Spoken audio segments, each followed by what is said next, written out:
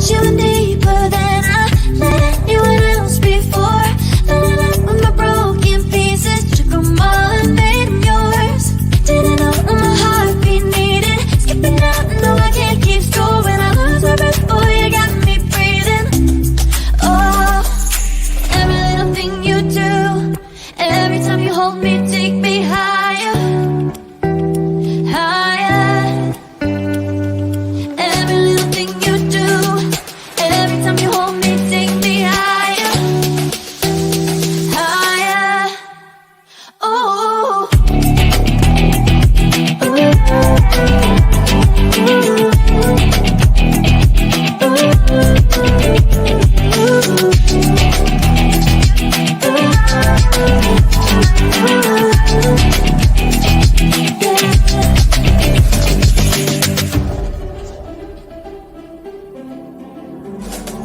magic. No, I'm never letting go. Now that I have it with you. When you kiss me, it's like the stars fall out the sky onto my heart to cover up what I don't wanna show. I let you in deeper than I let anyone else before. Fell in love with my broken pieces, took them all and made them yours. Didn't know what my heartbeat needed, skipping out, no I can't keep score. When I lose my breath, boy, you got me breathing. Oh, every little thing you do, every time you hold me, take me higher, higher. Every little thing you do, every time you hold me, take me higher, higher. Oh, you take me higher, you take me higher, baby, you take me higher, you take me higher, baby, you take me higher, you take me higher, baby, you take me higher, yeah, you take me higher, baby.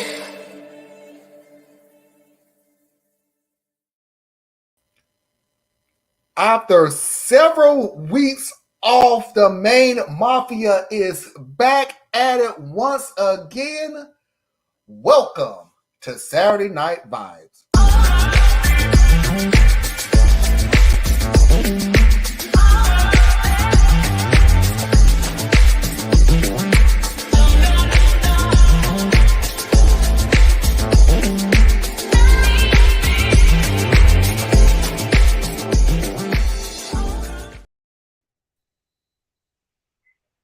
Hello. Welcome to Saturday Night Vibes, the progressive news show with Let's BS3. I am your host, Marlon Clyburn, along with Anna Hart and Theus Robinson. We are back. I missed you guys. I missed you. Theus, I know why you're feeling the way you feel, but brother, I missed you too. Sorry, love. So sorry to be so chubby, but I missed you. I missed Anna. Tracy will be on later tonight, taking care of some last minute business, but I'm so glad to be back. Although I'm not upset for the reasons I was gone, had a fabulous time. Had a fabulous holiday. And how you Hello. doing? It is equally as great to see both of y'all and had a fun time with Tracy today. Played a little mystery murder game. And it's going to be a busy weekend for me, so we'll see how long I last tonight. But it is starting support group weekend, so it's going to be busy. All right. This other than I've had better days. Other than I've had better days. I've had better weeks. Yeah, 2023 is putting its foot up my behind, but it's cool. Hey, it's good to see you guys too. I hope you can hear me. I'm on my phone because all kinds of stuff going on. Yeah, we can hear you. Cool. Let's see who's all out there. So Susan's already piped in. Yeah, y'all are back. We get I get to get up at an unreasonable hour in the morning on the weekends again. Welcome, Susan.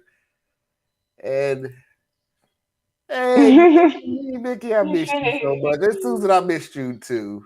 We have missed everybody, absolutely. She said, hey, Mickey. Hey, Marlon. Hey, Anna and Theas. I don't know why y'all can't put this in one email, text, whatever you call it. Of course, Tracy is still celebrating. And is Tracy still celebrating her birthday?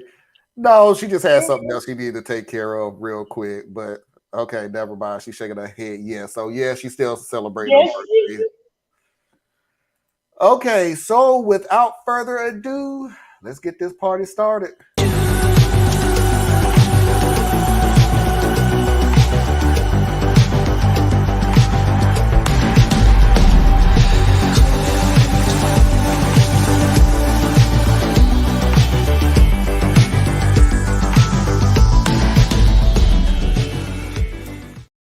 So, as the title have shown you, we're back into a new series. So, even when we was off behind the scenes, we were still working, even when we wasn't supposed to. So, blame this on Anna. But she did send us a very interesting video that I thought would make a great series on here because it was things that I never thought of or even knew it existed until Anna sent the video.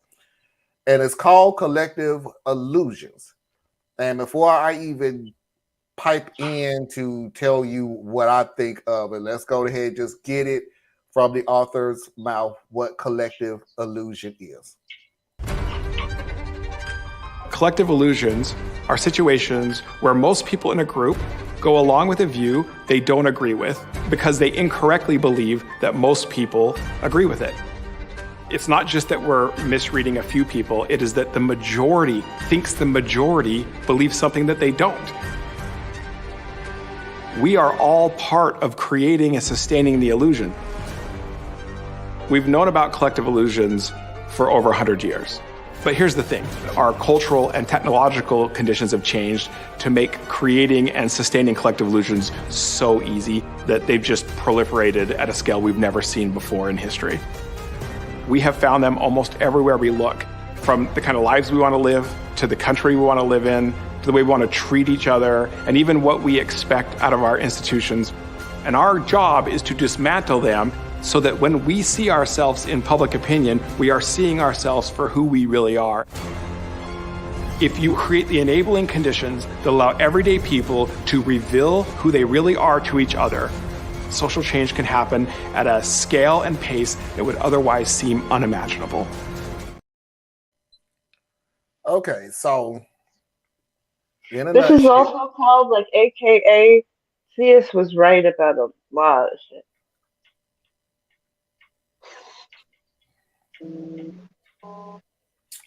Marlon can't say that. Okay. Thank you, Anna. Yeah, because I'm like, he just basically took herd mentality and gave a new term to it. But yeah. Well, I did. It's reality of what people are. There is a line that's in there. That's why I thought this would be a great subject. Damn it, I still got to say Theus was right. Okay, Theus was right about one thing. Was that people do have a tendency to vote against their own interests, their own best interests. And what I get from this is that because they feel like the herd wants that, so they get along just to get along. Well, it's also easier. We have something in our brain that alerts us when we go against the herd. Yeah. No one likes the feeling of being otherized, and this is a dangerous, scary world. And I mean, if you are not one of that small percentage of people that are self-driven, the quote unquote leaders of the world, then it's very easy because you're always looking for somebody else to help you figure it out, fix it. You always think somebody else will step up. So it's very easy to get sucked into it. Plus, when you take an unpopular view outside of like trivial things, if you take an unpopular view that really can matter in the moment, it's very isolating, man, and nobody wants to do that. So everything is built like that. I mean, another term for it is cognitive dissonance. You look at how America, not just America, just how our global financial system works. We're all agreeing to this thing, even though we all know, if we pause and look at it, that it's a house of cards because it's money making money off of money. And the base asset is far removed, from the whole thing. I did a great thought experiment with one of my coworker friends recently. We're different on the ideological table, when it comes to politics, right? And I was kind of letting them see, like cognitive dissonance. I was like, I held up a cell phone. I said, just think about your cell phone, right? From where we stand at, we look at our phone and we say, hey, we go to cell phone company. We want to see who's going to give us the best deal and who's going to have the best coverage and who can give me the phone as close to free as possible, right? That's how we look at the phone. I said, but pull back a little bit. Look at what it took for us to get that phone. What about the people who have to go and get the raw materials that are actually cancer causing to them, and they're not even getting paid for it? They're basically being treated like slave labor out on the continent of Africa to get you this stuff. And the people who are in the country, they live there, but the people who quote unquote own the material are outsiders. They're colonizers or they're international conglomerates. So we don't want to look at that though. Let us say now zoom in just a little bit, and you look at, I'm going to use Apple in China. These people work in a situation where they get paid like maybe $5 an hour, maybe. They are not allowed to go home because they have that zero COVID type thing going on. So these people are literally treated like indentured slaves or indentured servants, where they have no autonomy, they have no freedom. They have to be at work so that they can make sure that they're pumping out this, however many millions of phones are necessary to feed our addiction out here in the US and in Europe. So it's like that phone that we're looking at, who gives us the best coverage, we don't want to look at who's dying for us to have it for as close to free as we can get it. It's a very expensive thing, and you can roll it across so many things. But you look at that, it's big, it's scary. You don't know how you can do anything with it. So it's much easier to look at everybody else who's not paying attention and be like, well, maybe they got it right. And so you stop asking questions. I think one of the biggest misconceptions is, and it is surprisingly one of them is success, and we're still basing success off of one and or two things: money or fame. Power is in there somewhere, as we've seen this freaking weekend. Power too, but majority of the time it boils down to money or fame, and but you want the money or fame to get the power. Yeah, but the deal is, what I'm saying is that we look at people who look at their money. Hey, Tracy, we look at people who have their money and their fame, but then I'm going to piggyback off of what Theus is saying. But we don't want to know how they got it. So when we ask for advice on how to become famous, when we ask advice on how to get money, you will be amazed as some of the before I grew up. Thank you, 2021 and 2022. Before I grew up listening to all these um, inspirational messages on how to get money. And one that stuck out to me, I'll never forget, was the guy that was saying, went to somebody who had huge amounts of money. And he said, I want to be just like you. I want to be just as successful as you are. So he told the guy, meet me out on the beach tomorrow at 7 o'clock. So he said, okay. And he meeting him out at the beach. And he says, okay, I want you to walk out into the ocean. And the guy walked out to the ocean with him. And they walked out into the ocean. Now, mind you, he also told him to wear a suit and tie. So now they're out in the ocean with a suit and tie on. He said, now dip your head in the water and stay under as long as you can. So the guy dipped his head in the water, and he held on for as long as he can. And when he came back up, the guy pushed his head back down and was holding him there till he was able to struggle. He's like, what is the matter with you? What are you crazy? Are you trying to kill me? He was like, that's how you have to be successful. You have to work so hard that it's like breathing. Like if you're not successful, you're not breathing. Like you just have to die. I mean, I'm 2021, 2022 with that's the biggest bullshit I've ever heard in my life. That's not. But it's not. But it's not if you look at how psychology works. So what they just showed you, or what you just illustrated, was one of the personality drivers for like sociopaths and for like severe type A's. You know, success literally is like breathing. It life means nothing if there's not a new challenge or accomplishment. You know, and I'm not saying that to paint them as a negative thing. I'm just saying you have to take people for who and what they are in order to be able to deal with them, right? So that type of person, they can't truly be trained. You can't really make that person through uh, a few self-help books and some audio files, right?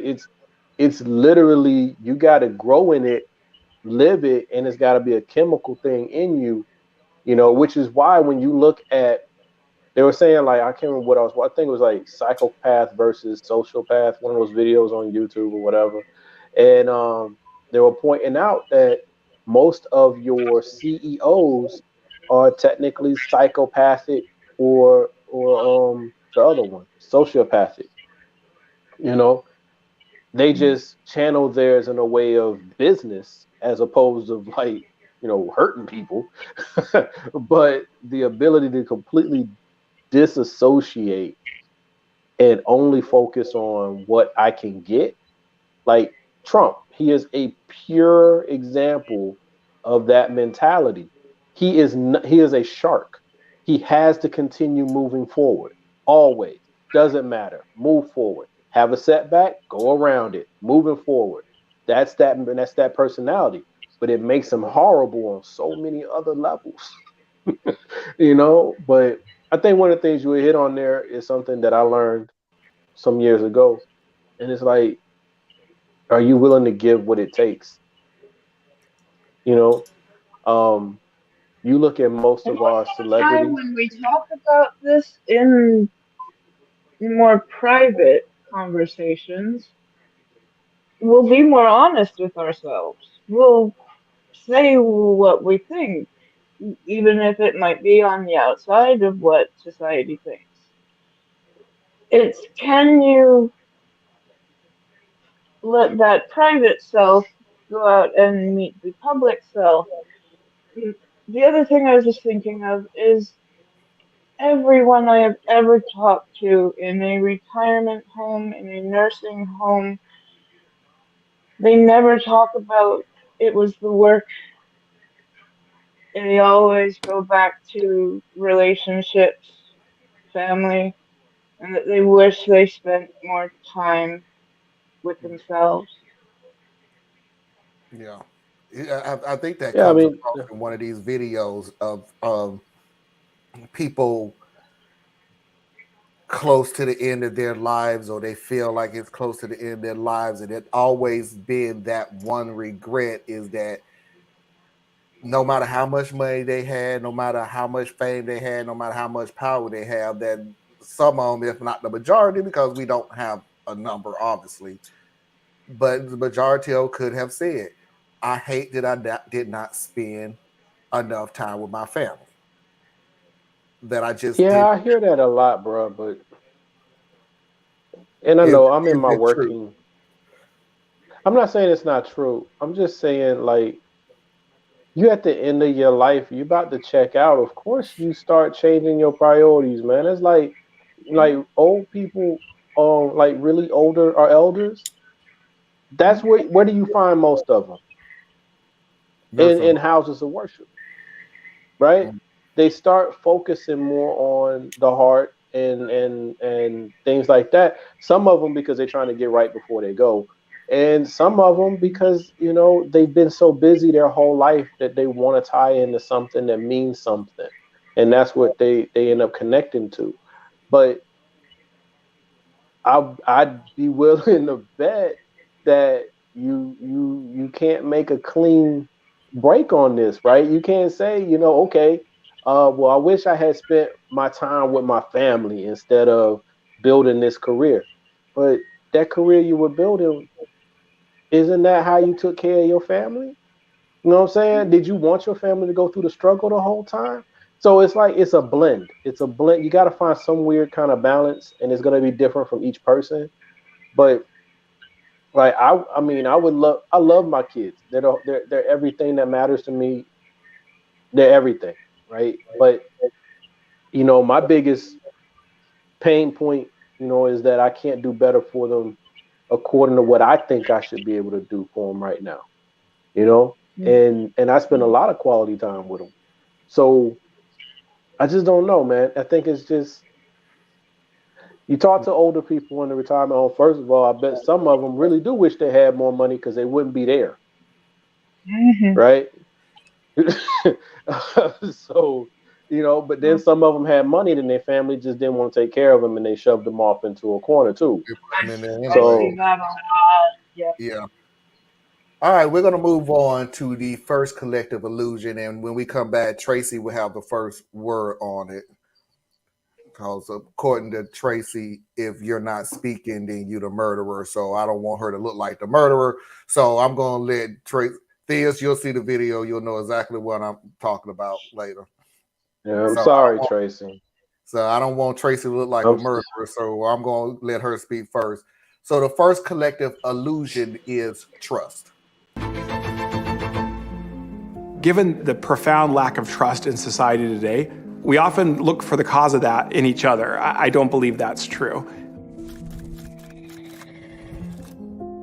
Frederick Taylor is probably the most important person that most people have never heard of. Over 100 years ago, he wrote a book called Scientific Management, which they were about his ideas about how you create a productive economy. And he felt like the biggest problem in society was that we weren't very efficient. And so scientific management literally said, wait, the first thing you got to stop doing is trusting people. He went about implementing a systems-first approach to a top-down society governed by managers. In fact, he invented the term manager, and he made us all cogs where the system matters most. Because of the way our institutions treat us, by removing choice from us and fundamentally treating us as untrustworthy, we have come to see each other through that lens. But here's the thing. When you actually study honesty and trustworthiness, what you find over and over again is that the vast majority of people are in fact trustworthy. One of my favorite studies, it's a pretty famous German study. Here's what they did. They literally just randomly called people and said that there was a contest going on, and all they needed to do was flip a coin themselves. And if it landed on tails, they got a gift certificate. If it landed on heads, they got nothing. Now, what's important is nobody knows how the coin lands except for the person on the phone. So you would have expected everybody says tails, takes the gift certificate, and the aggregate results are like, well, it's 100% tails. Who would have thought, right? It's not what happened. It was almost 50-50 heads or tails. And in fact, it was slightly more in favor of heads, which tells me most people, if not all people, were telling the truth about how the coin landed when no one else could possibly have known. So it matters to us, not just that we are trustworthy, but that we are viewed that way. And yet we live in a society where our institutions continue to remind us that this is not true, that we are in some way untrustworthy. We can only interact with each other in one of two ways. We can trust people to make choices for themselves, or we can control those choices for them. It is a fundamental tenet of democracy that institutions serve people. But ever since Frederick Taylor, we have flipped that relationship. As a free people in a free society, it is unacceptable that our public institutions treat the people as distrustful. Because now we know that whatever efficiency you get from that top-down control model, the consequences in terms of human dignity and social trust are so damaging that that trade-off is not worth it. What we need is to trust communities to make decisions for themselves, trust families to make decisions for themselves, trust people to. If you want a trusting society, work to dislodge this top-down view of our institutions and give more power to people. Insist that our institutions treat the public with trust. All right, Tracy, you got first dibs. Yeah. That was a lot. This is where I just don't feel like I fit in, because I'm like, okay, we gonna just start off 2023 with the serious stuff. I thought, we talk about, how much weight I've lost or something else, but nope, you just had to go to the serious card thing. I don't even know if I'm capable of having these type of discussions. I mean, I agree with everything he said. There was nothing that he said that I just was like, well, that's strange. But yeah, I just feel like a loss at words, because I'm like, this is just outside of my, not intellect, because I'm not stupid, but I'm hesitant. It is something that you can learn from then, too. Yeah, that's what I'm like, yeah, this is going to be my learning phase today. Okay, Anna? First of all, happy birthday. Thank you. I'm really happy to see you. I made a video, so I ain't got to do that no more. I said happy birthday, but yeah, best thing about 2023 for me so far is Tracy's birthday. Happy birthday, Tracy. Thank you. I'm so sorry I haven't been the best of the friends for the first part of the year. Hey, that's life. Yeah. It'll sneak up on you when you least expect it. Yeah, this adulting thing sucks. Yes, it Wasn't does. it great when we were kids? We didn't have to worry about anything. Nothing, man. And that's the other thing too, man, because I got to make it seem like everything is better than what it is. You know what I'm saying? So that they don't. Yeah, but anyway, what you were about to say? Your thoughts on it, Anna? It comes back to when we get to smaller conversations, they become a lot more meaningful. We get to hopefully challenge a lot of either things that don't feel right, or I would like to see a little bit more than one study of calling up people about it. I can imagine some German grandmothers kind of leaning over the shoulders, but you better tell the truth. But I do think it is ultimately correct that we,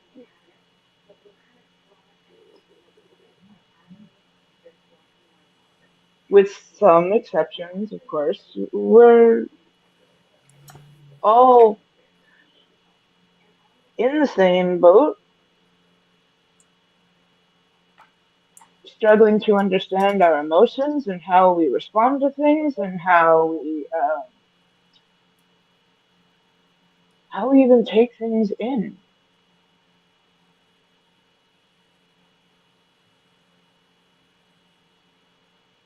I know when I go out,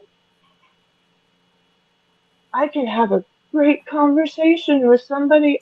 I have no idea who you are. We just happened to cross paths that day. And I make a concerted decision to ask, hey, how you doing today? Is everything going okay? Or if I see somebody, and it's funny, when all the VS was going on with the MAGA people and the rally that time, there was this one woman who she came into the parking lot where I was looking around for a different place to hold our rally. And she just looked a bit panicked, and I couldn't tell exactly what was going on. And I just, ma'am, do you need any help? Are you okay? And she let out this huge, like, halfway between a sigh and like a tire exhaling. I don't know how to say it, but and then suddenly she picks herself up and she's like, I'm okay. Thanks for asking.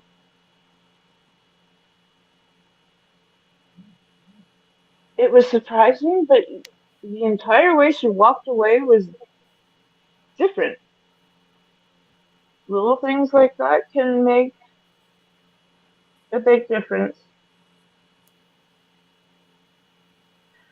But we're told not to trust people. Now, don't talk to strangers, don't. And I cannot blame parents from telling their kids that. But one of the most wonderful freedoms that I have found as an adult is just start up a conversation with somebody. Doesn't matter you're across the counter from them, you're standing beside them, and people are quite decent for the most part. All right. This. So personally, I like what y'all saying and everything, but old boy is full of shit.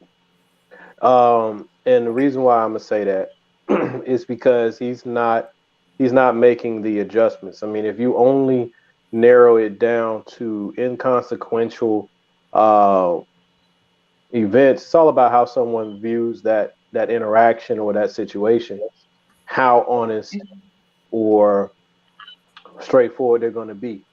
You know, you can't say that people are naturally honest or inherently honest or truthful, or that people want to be good. I mean, people are good, not want to be. People are intrinsically good. It's history will call you a lie all day, twice on Sunday. Um, Mm, the reality is people are cowards. People are complicated. People want to be led. People want to feel like they're in charge. We're a host of contradictions unto ourselves. So, yeah, you did this little study on the phone, but mm, show me that in real life, homie. You know what I'm saying? yeah. Uh, explain slavery to me, man. Explain indentured servitude. Let's not even go as far as slavery. Let's go indentured servitude. Indentured Mm, servitude is basically I need something done. You don't have the ability to do an equal trade with me. So how about this? You trade your labor and I'll give you what you're looking for. Oh, but because there's a power imbalance, I'm gonna make sure that I keep benefiting from this thing that you're doing for me and never let you out from under my thumb. That is that is the nicer version of slavery. And then you move into capitalism and its twisted view on making a person into a commodity. It's the same thing. It's just it's a nicer version because you can go home when you want to and you can quit if you want to. But the reality is there's a power imbalance. Everything comes down to power and the individuals you're dealing with. And then like even then, this is why this part of his video really like irked me because I'm like, what are you selling, dude? Because this is not you gonna get people hurt thinking that people are naturally just no people will yield to the strongest uh personality that doesn't create an immediate revulsion or repulsion to them, and then they'll Okay. follow it. Where people will balk is when you've gone too far. Like they'll be like, "Whoa, can't go with you there," unless it's a crowd or a large group, and herd mentality will kick in. And now it's because, well, I can't really say anything because you guys are mad at him. But if I speak up on behalf of him because I see what's happening is about to be very wrong, I become the focus of your anger, and now I'm in danger. So I better be quiet. It's better for me to go along. We do that at work. We do that in politics. We do that in our family dynamics. People are complicated. And so it's that yeah, that's how I feel about that segment. I mean, I see where he's trying to go, but you got to keep it real narrow for what he's saying to hold up. It just history does not support it. The only issue that I had that I have with what he said is I guess I am piggybacking off of this. It's not enough nuance in what you said. He sort of to me made it so black and white that people are trustworthy on the majority, they're trustworthy. And my question to you is, how do you feel about Fox News? Because people believe Fox News. They trust Fox News. They trust everything that they say. People trust CNN. People trust independent media. People trust these people. They put their trust in these people. And the only thing that comes out of it is a whole bunch of rhetoric where you are untrustworthy of the things that they trust. See, And how much of it is projection too? Yeah, it's so much you're making it. He made it too black and white. Either you're trustworthy or you're not trustworthy, and that's not true because you got people who really trust what I just said. These media things, they trust that they're telling them the truth. And do you have to come to the realization, like we have on this show, like a lot of people have figured out on this show, is they're going to pander to you.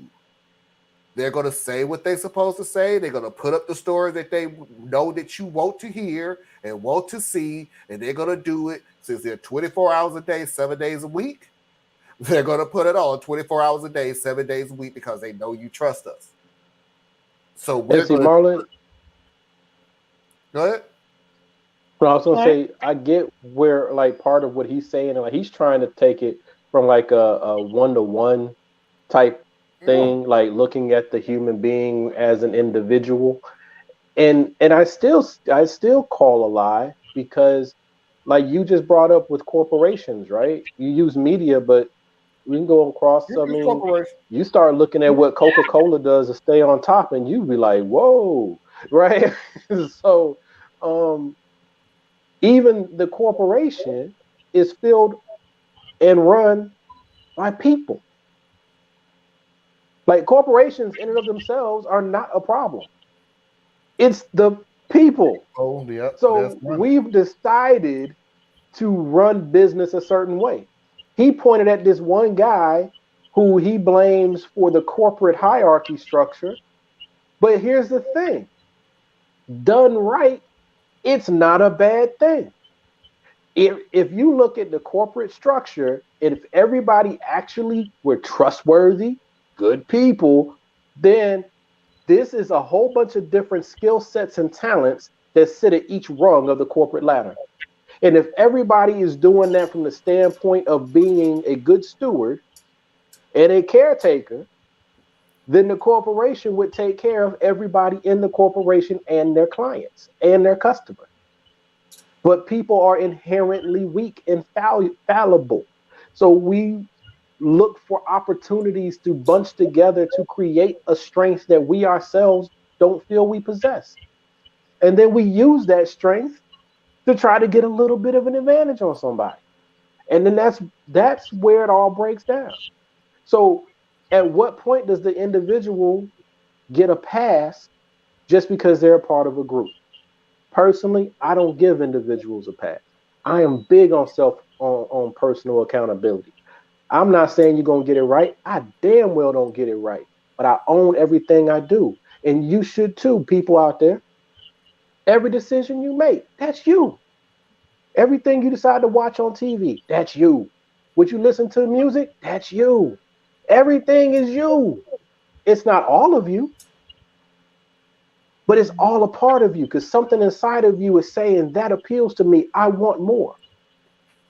So we like to do this thing with this comic book thing of good and evil, and that's not the world we live in. The world we live in, everybody's a hero and everybody's a villain, depending upon what the situation is you crossed them on. But this guy will have you thinking, well, there's a few bad people, but overall, it's a good world. Now, the world is crap. And it's all our fault. But that's my, sorry, little Bill. Sound like he's saying there's just a few bad apples, but we ain't gonna go there. I didn't That's hear what he's it that basically way. saying to me. I'm sorry. I didn't hear it that way. Okay. I hear what you're saying about, yeah, the study was not enough to be basing any um, conclusion upon one little thing in one little place. And I mean, this is where the both things can be true at once. Yes, we can be good, we can be capable of terrible evils. It's about the chances and choices that we have been given and make. What I was hearing was to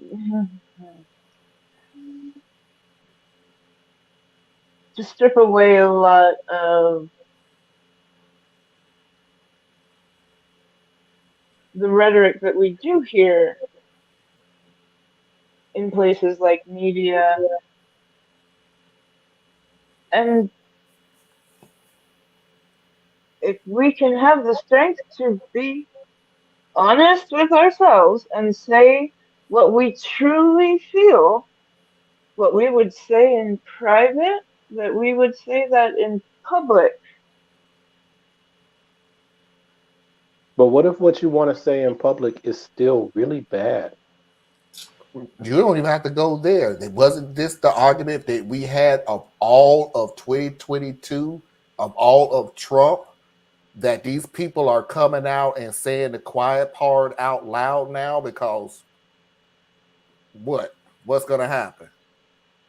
And so I agree, Anna, that I get what you're saying, you can't but just throw everybody away and paint everybody with one brush if that's what you were saying. Um, and I'm If we not. I'm want just saying that to everybody's change, complicated. and I'm absolutely agreeing with that. Uh, I mean, the same guy, the same guy who bounces his granddaughter on his knee and tucks her in the bed and takes care of her when she's sick and saving for her college education and she's just a wonderful, loving grandpa. It's the same one that strings somebody up from a tree, that will fire somebody just because they don't like them, that will harass their secretary just because. It's the same person. You could be an angel to one and a devil to another, and that is the reality of humanity.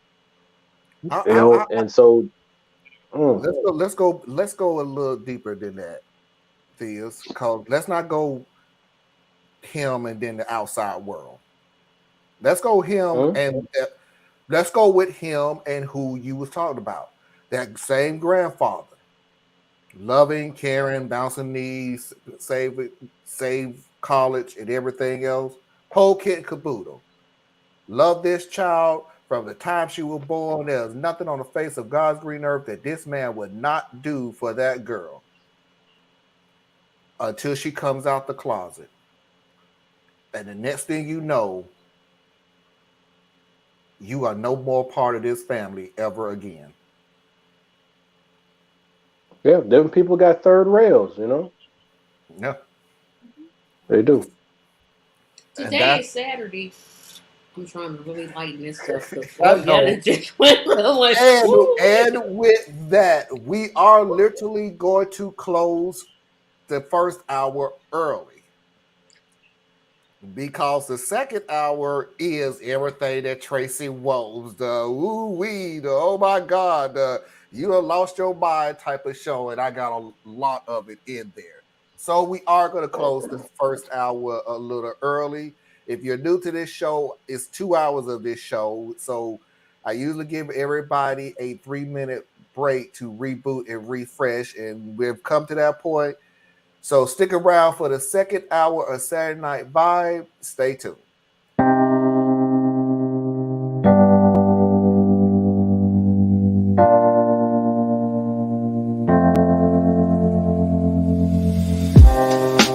Living for weekends, wishing I could take a break from this world. Running on a hamster wheel, but searching for something I can't feel. I just wanna be a lost girl and fly. Take a breath, feel my wings spread, levitate above the ground and make eye contact with clouds.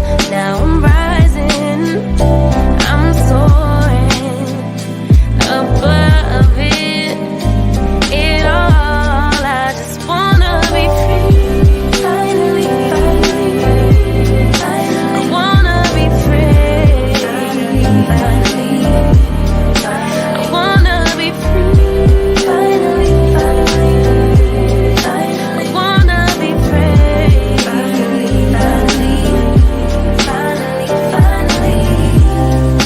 I always daydreaming, never imagined I lose my spark. Living in this crazy time, putting back the pieces of my mind. I know how to run from the dark and fly. Take a breath, feel my wings spread, levitate into the clouds. I'm so high above the ground. I'm rising, I'm soaring above it all. I just wanna be free, finally, I wanna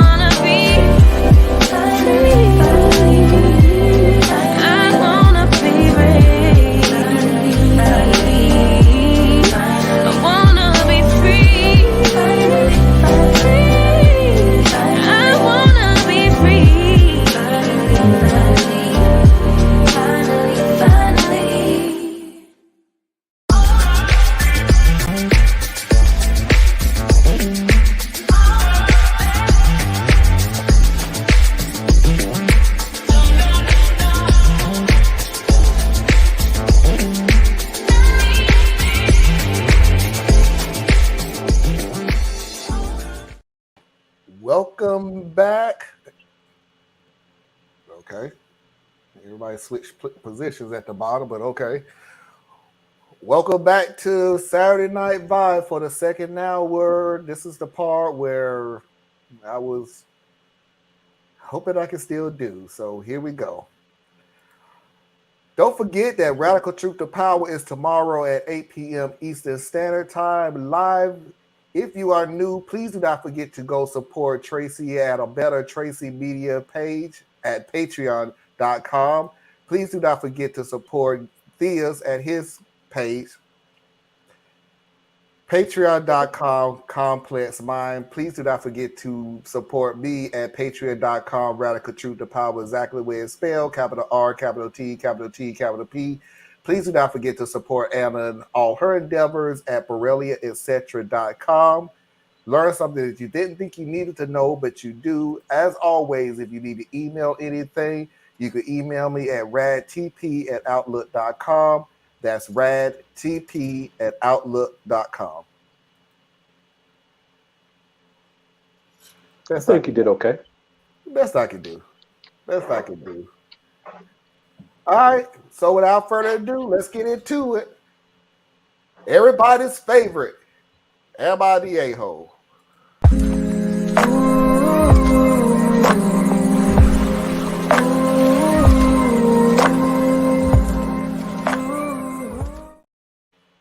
And it's spelled correctly. Yes, spells it. So, not to say that I am hard-headed, that I always like to do things my way, especially when I feel like, I'm not doing anything that's just so detrimental to the show or to the people on this panel or to the audience.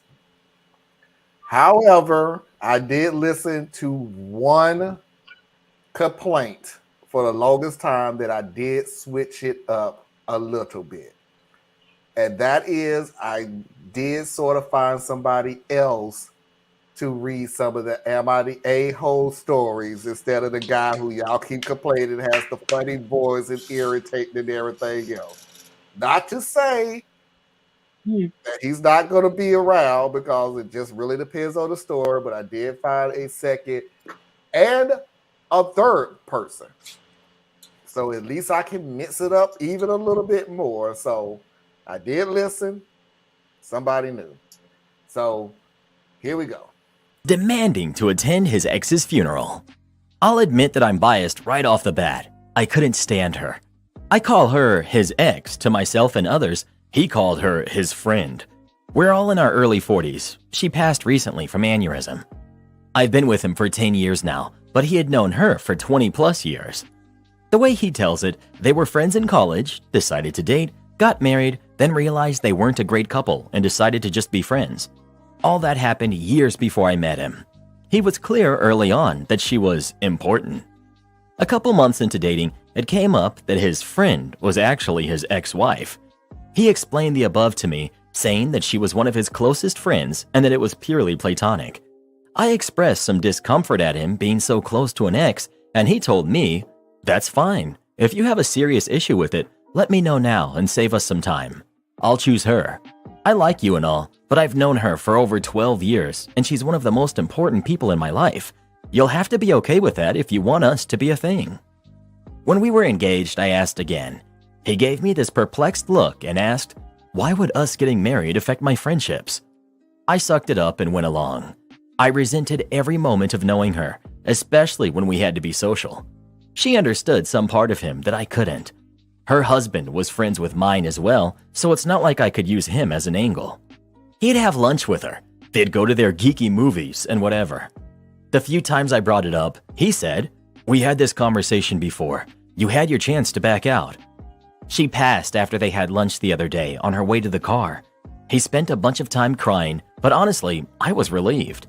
He was working with her husband on funeral planning. I told him, "You don't think you're going, do you?" My argument summed up. She's gone, so she's not a factor anymore. He doesn't get to use his "she's my friend" excuse since she doesn't exist anymore. He had his cry for a couple of days. He gets to be done with mourning her already. There's no need for him to go to the funeral, since I wouldn't want her at his. He was the angriest I've ever seen him when I told him that, replying that he'll be going no matter how I feel, and that he's willing to burn this to the ground while holding up his wedding band. Besides you, she was the closest friend in my life. Him, her husband, and my sisters are calling me an insensitive jerk over this, all saying that there was no romantic aspect to their relationship and that I'm heartless. Her husband went so far as to call me a ghoul for how I've reacted. I never felt their relationship was appropriate, and I hid that for years because I wanted to be with my husband. Now that she's gone, I don't feel I should have to hide it anymore and can speak freely. Am I the jerk for just wanting him to be done with her and for him not to attend the funeral? You're the jerk. So you found a more annoying person. That's really what you did, right? I would say I'm more annoying. Am I the only one feeling this way? Am I the only one? Am I the only one? His voice didn't bother me. The story is like, It was easier to you at know, least follow. Go ahead, guys. Voice yeah, because he annoying. didn't do that weird voice that the other guy does, which annoys me. But as far as the story, though, yeah, she's an asshole. Because um, the woman passed. I mean, literally, this is the last time you would even have to deal with her on any real level. Like once the funeral is over, then there'll just be occasional sad moments for him, which if you love him, you would be supportive of him, maybe not the relationship because you had a problem with it, but of him. And you sitting here like, well, I've been a coward this whole time because I was playing it all. I was playing along all the way.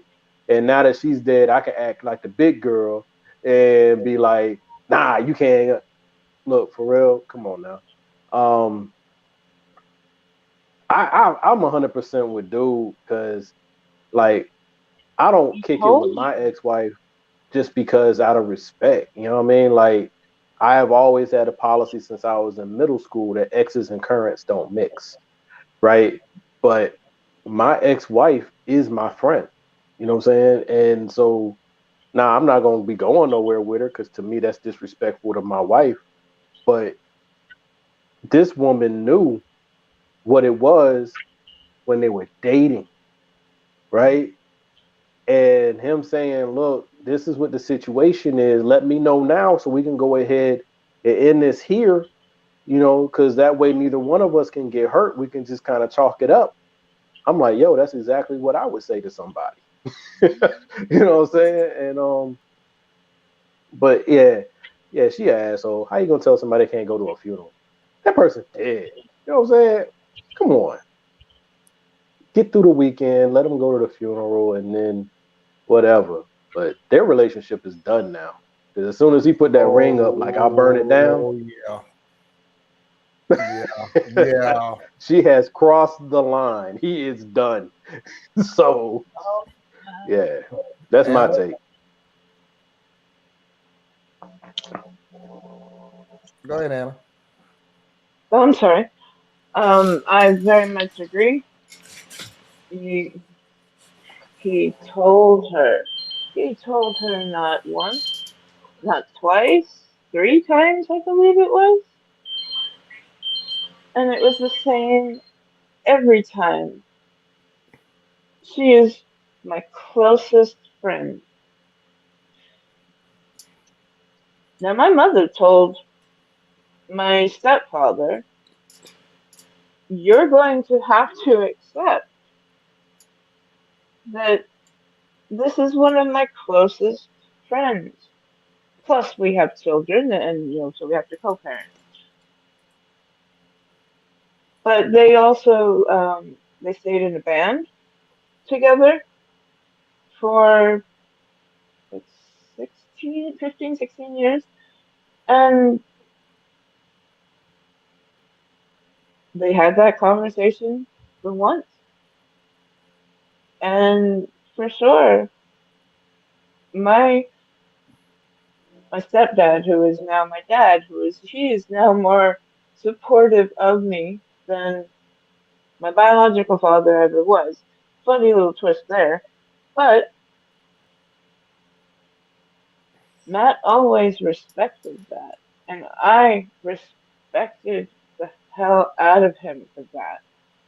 He was strong enough in his relationship with my mother to say that I'll be at your gigs.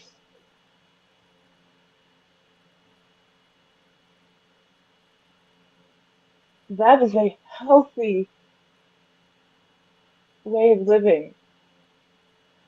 If you can, I know there are friends of mine whose parents they cannot speak, and if it's that bad, go your separate ways. But if you can stay friends, like I stayed friends with my first serious boyfriend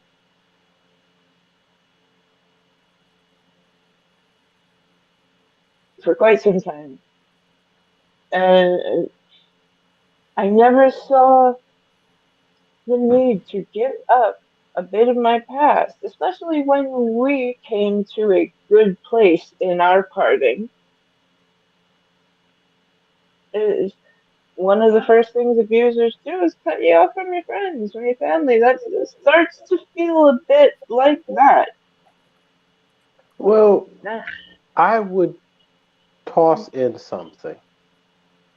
Everybody ain't built for this, right? Um, Mhm. for example, like I was saying, my ex-wife, outside of my wife, she's the closest female friend I have. I almost never talk to my ex-wife, okay? Because there are trade-offs when you've decided that you are going to be in this relationship with this other person. So, like one of the things you had touched on is like, you shouldn't have to give up your past, but I'm like, to an extent, yeah, you kind of should based on who you've chosen to make your future. So if the person you've chosen to make your future is really that uncomfortable, then you got to start doing your own math, right? My math is I'm not going to disown my ex-wife. I'm not going to disown her. But I'm not going to sit here and have conversations with her. I'm not going to be kikiing it up. I'm not going to be going out to eat. And I'm not going to be doing, nah, I'm not going to do none of that because that makes my future uncomfortable and ill at ease. So that's where old boy is wrong. Like he wanted to keep it 100% the same and have her, and that was unfair to her. But for her part, though, she knew it wasn't going to be a good fit for her, but she really liked him. So she pretended that it was okay, which was not fair to him. So they have that whole issue going on. In my opinion, he should have drawn back from the friend, right? So that now if he is around her, he's only around her with her husband because now you've it kind of eliminated some of that gray area because if you don't give people information, you leave them with their imagination. And she knows y'all have a connection, you know what I'm saying? So like that part I'm not digging, but overall she's just bad. She's bad. All right, Tracy. I'm taking the opposite position. The husband is the a hole. He is clearly the a hole. She's not. He's the one that started this mess. He divorced her, and then he just kept on seeing her and going on lunch and knitting and sewing and hanging out and FaceTime and all this. He set up this whole thing. She was wrong in one aspect. You can't tell a grown person whether or not to go to an event. That's totally wrong. I don't agree with that at all. However, the husband is the one that set this up. He could not let her go. Once that divorce is final and you're in a new relationship, old girl got to either hit the curb. Because what woman, I'm just going to talk about me. I'm not going to get with some man and he's like, yeah, I'm still besties with my ex. No, something's wrong here. It's either you going to be But with her. wouldn't that be your responsibility to say I don't want this relationship and go another way? Yes, and that's why it is. She should have left him from the jump. But he's the one that set this whole thing up because obviously he couldn't let go of the first wife. He was just True. harboring feelings for her. But Like, he dude, never lied. but that doesn't make him right though. Nope, not saying he's right. Yeah, not saying he's right. I agree with you, Tracy, as far as I some of think that. the husband is the a But hole. He's the clear a I hole don't to agree with me. that part. But I do because he set it up. All he had to do was say, look, first wife, I'm in a relationship with this new person and I'm just gonna back away from you. Don't mean I hate you. I wish you all well. I wish you peace, love, and joy. We gonna just separate and then that's it. He set you it don't do up. that for a girlfriend. He married her. They were married. No, but I'm saying when she was the girlfriend, they had But this whole conversation. once she became the wife, yes, he needs to cut her off. But she became the wife under the false pretenses that they were already in agreement when they never were. Like, it's not like she was in I'm not agreement saying and that then the she came second out of wife agreement. is She was a not at fault. liar from She the should have beginning. said, well, she should. I wouldn't have been with a guy like that anyway. But he set this Yeah. whole thing up. Dude, stop. Leave her on. He didn't want to be in a relationship with another woman. That's all he had to say. Yes, she was Well, he stupid. did. He wanted both and he was selfish. Yeah, he But wanted both. He wants this friendship with his bestie and his wife. Again, I'm talking about me. I'm not going to accept any man telling me, especially if I'm his wife or we're seriously dating. Oh, I'm friends with Rhonda. We're not together anymore, but I talk to her and I console her. No, you're supposed to be doing that with me, not with her. It's over. Now, if oh, we're just casually dating, okay, well, you be her friend. But when that ring hits that finger, you need to be cutting her off, bruh. Need to do be you cutting her feel off. do you feel that in marriage that the two spouses have ownership of each other? No, I don't. Okay. But I still think the right thing for him to do would have been once that wedding ring got on his second wife's finger, he should have been like, "Hey, we can't hang out, we can't go to the movies, we can't go karaoke, we can't do all." He set it up. Yes, she did some stupid things, i.e., telling him not to go to the funeral, lying about that she was okay with the relationship when she should have clearly said, "Hey, I'm not okay with this," and then just bounce. She could have saved herself a lot of heartache, but he's mostly responsible for this. That's why I All she say, had to do was be honest. and he All should have she been had to do was be too. honest. He He, was Here, He honest. He was was. honest the whole he he time. was was honest. not. What, He what, was what, honest what, the whole time. hold on. What did he specifically lie about? It's Not what he did, not platonic. what he It's did. platonic. He's a It was lie. platonic. And we don't Platonic have any means no proof in the sex. story that it wasn't platonic. She didn't say anything about being platonic. All she said was she got sick and tired of him hanging with her. But he never said anything about, I feel like they were sleeping with each other or anything else. So we go about a story. Let's not add stuff to it because this is coming from her. She just said she did not like the way that he was She hanging should have out with made her ex. the thing that she did wrong. I'm gonna have to agree with this on this. And again, she should have just said, "Nah, bro, keep on walking by. Reconcile with her, buy her some flowers, do whatever you need to do, because I'm better than this." That was her truly and saying you can't go to the funeral. Those were the And few that might have mistakes. helped him grow up too. Like, But look, this dude, buddy, he want I'm not he staying for want you to his play. side piece. And who's to say that even though I'm Man, a adding side piece. It was side not piece, a side piece. We're side right back No piece. to side him piece. cheating again. We're right back to him cheating, which would have been a I didn't lie. say it was cheating. I said she's his side piece. That's different. You could be a side piece and not have to have sex with the person. But that's true. You can have like You an can, emotional yes. relationship. Why? Yes, you What's can the point have of being? a side No, piece. the point of it, Marlon, the point of it, and this is something that I've heard from women many times over the years, is the man that you have may not be 100% the man that you need, but he's like 80, 70, 80%. So then they have a friend who's more sensitive. So he's that guy. And then another friend who's a But handy guy. So he's that why would you guy. title him a So side piece though? Because 'Cause that's that's what how it Because is. it's an emotional infidelity is what I That's think like she's people touching have, on. yeah, people have like work spouses. I no, don't agree with it. I wouldn't no, do I it. don't agree with that. I hate. But people have work spouses. They'll tell their work spouse more than they'll actually tell their actual spouse. Well, that's true.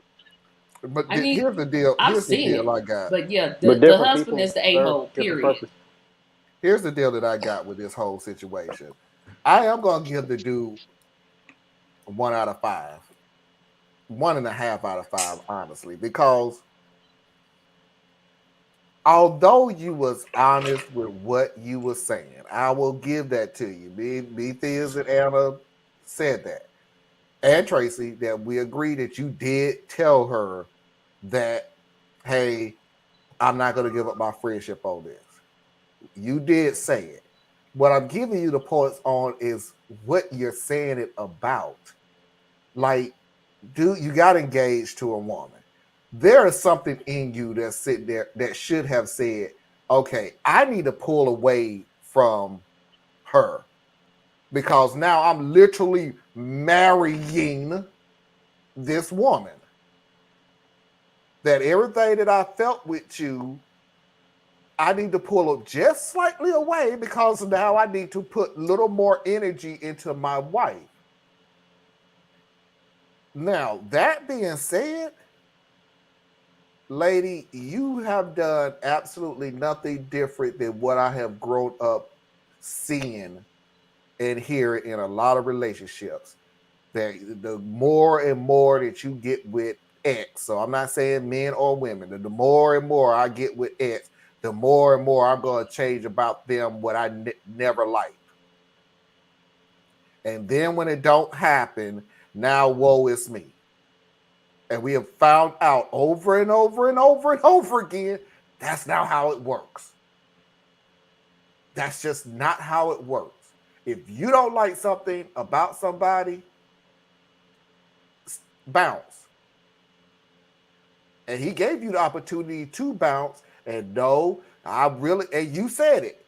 This lady said it, but I really wanted him. I mean, what does he bring to the see that's I just want to He end with might be one a thing. great dude.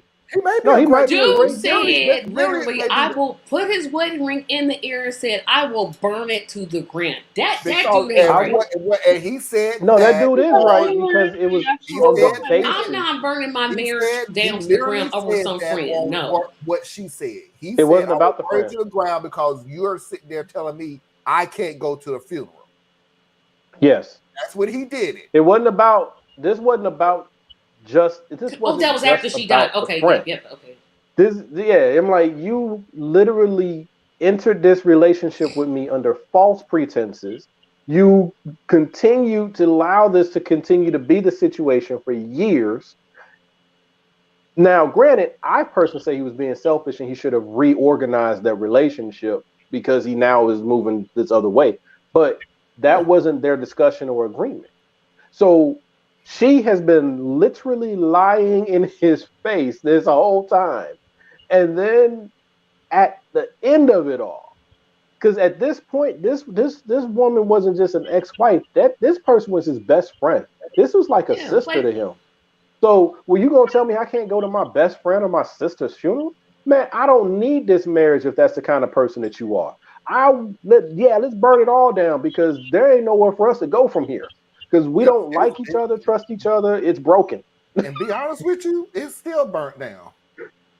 because he's It's down, he Oh, gonna it's be still harboring oh, feelings. Oh, this woe is is a me. I done lost deal. my friend. I lost my friend. And then she's going to hear no. that. He won't even be there. He will be harboring feelings of I didn't even get a chance to say goodbye. No, No, I'm That's you talking what's about going to even be if he sitting did on. go to the funeral. Oh yeah, he's gonna have that because there's a part of his life that's gone. But she don't have to come now. She's only competing with a memory. She ain't competing with a person. And that's You know what maybe I'm saying? worse. It this could be. this Who dude, knows? no, Personally, these two don't need to be married. this marriage is over because this guy, and let's leave it the way it is, that his best friend for 20 plus years have died. And I'm holding this fucking conversation with my wife.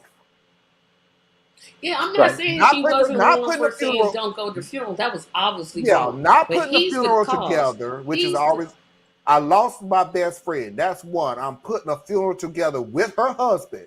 That's two. But now, not one, not two, not three. This is the fourth conversation I'm having about this woman. And your last conversation that I'm having about this woman is after her death. Nah, it ain't I'm going to burn this ring. It is the ring right now is torched. This is Yeah, and over with. I'm thinking after this right here, now that she's gone, and the way that she expressed herself about the being relieved, not only relieved but happy that she's Yeah, gone, now that's wrong. she That's kind she of sick. strikes me as the abuser. She strikes me as the one who will now start systematically removing relationships that she finds are problematic to her, not to her relationship, to her. So all of a sudden, it's going to be a problem with how often he goes to his mom's house. There's going to be a problem how often he's on the phone with his brother or his sister. She's going to systematically pull him away from everything that he's tied to because she sees other people as competition. Now, that's what I see like the trajectory that I it see, would I, be on. Homegirl should have I ran see when what the he next said, argument would I'm be. friends with my ex-wife. Because that just Yeah, don't look. she should have Nah, dipped she right should have there. been like, bye. See you. Thea's, Yeah. Thea's But and that's a Tracy societal and thing. Anna. People pressure women to get married all the time, so it just be like any man or No, female. that was her choice. That wasn't no That was pressure. her choice. That That was was a not a pressure. societal issue. Nah, That, The but I pressure see, for Tracy, but I women to nah. get literally see, married I by a literally certain see what the age next is. argument is going to be. I literally see what the next That's argument this real, wife is but going to it have. ain't this. The next argument this wife is going to have is, why are you still talking to the husband? Well, that would make Yeah. sense. What do you mean? What it makes sense? They both lost Why? somebody that means something to them. I mean, And why? So now you jealous of a dude? Yeah, yes, yeah. Because if she's already happy that She's old not girl is gone. insecure. I'm not saying She's That she doesn't have controlling. doesn't. her own set Yeah, of issues. I'm just saying homeboy no. want his side chick and her and the husband and all whatever he feels like. Let's all just sing kumbaya and hold hands across Because America and let's just be and, happy. and like we're going down to like the silly side of the story now, but I'm like, just think about this. It's almost like almost like the Trump supporter people. Okay, so first you say the election was rigged, but you can't prove anything that says they're rigged. But you've always said trust the system, so let's take it to the courts. But now the courts are rigged. Okay. So all right. So then, but you've also said we should support the police officers. It's, but so now the FBI is rigged. It's like she's gonna continue to move. I never said Well, she was hey, not without her Like problems. What was that thing that guy showed? We lost, so now it was rigged. And how do we know right, it was rigged? Because because we we lost. lost. Well, how do you know that it wasn't won? Oh, that's simple. We won, so it was fair.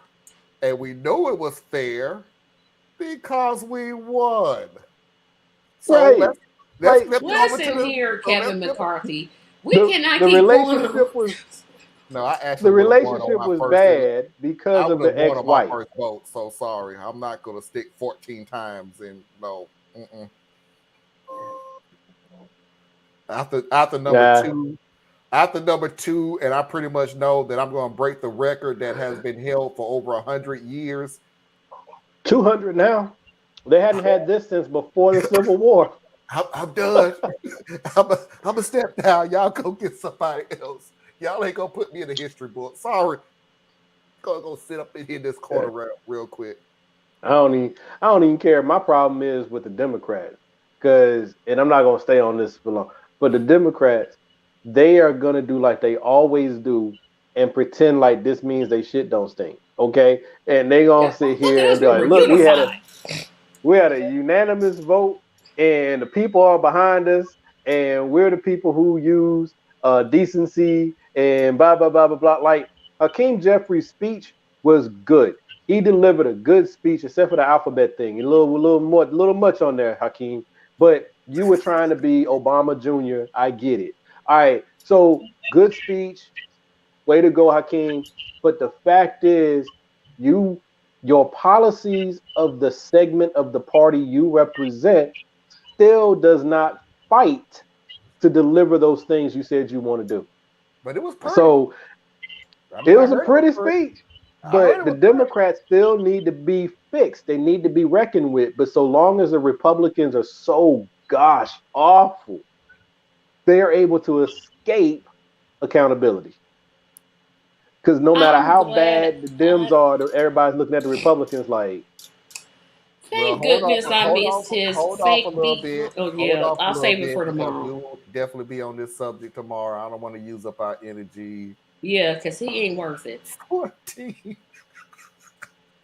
Real or Come not? on.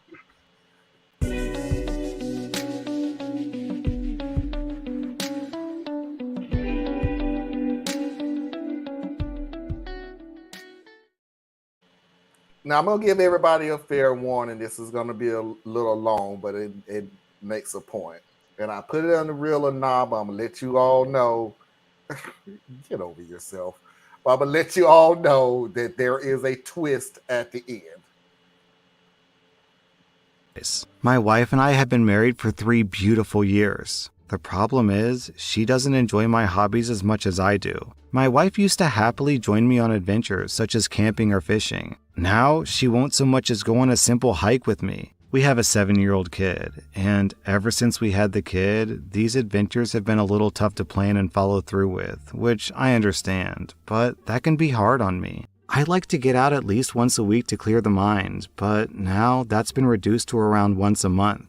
She's upset every time I leave to go outside because I'm not helping enough with the kid. I've told her numerous times they should both come along, but she never agrees to that because she no longer enjoys those types of things. Should I give up on the sights that I love to see and adventures that I can't help but indulge in? I do want to be there for my family, but I can't cut these things out of my life forever, but that's what she expects of me. Then in the comments, people asked OP if his wife ever gets time off without the kid. OP replies, she has girl weekends and girls' night out just about every week. She just doesn't like camping anymore, and she definitely doesn't like me camping either. She for sure does most of the hard work with our kid because I have a job and I greatly appreciate her for it. When she goes out with the ladies, I'm there for our child, and if she needs a break, there I am. It's no problem, I just want to camp more is all. What's up with all these stories being spoiled ass, simple ass men? Thank you. What's Oh going my on, gosh, dude, grow the bleep up. Ugh. What is wrong with people? Oh, I did. Real or not? Real or not? Just No, it's real, but I'm just saying, I'm tired of these simple men. I mean, come on, man. Come on. We ain't all like this, first of all. Come on. Here's part 2.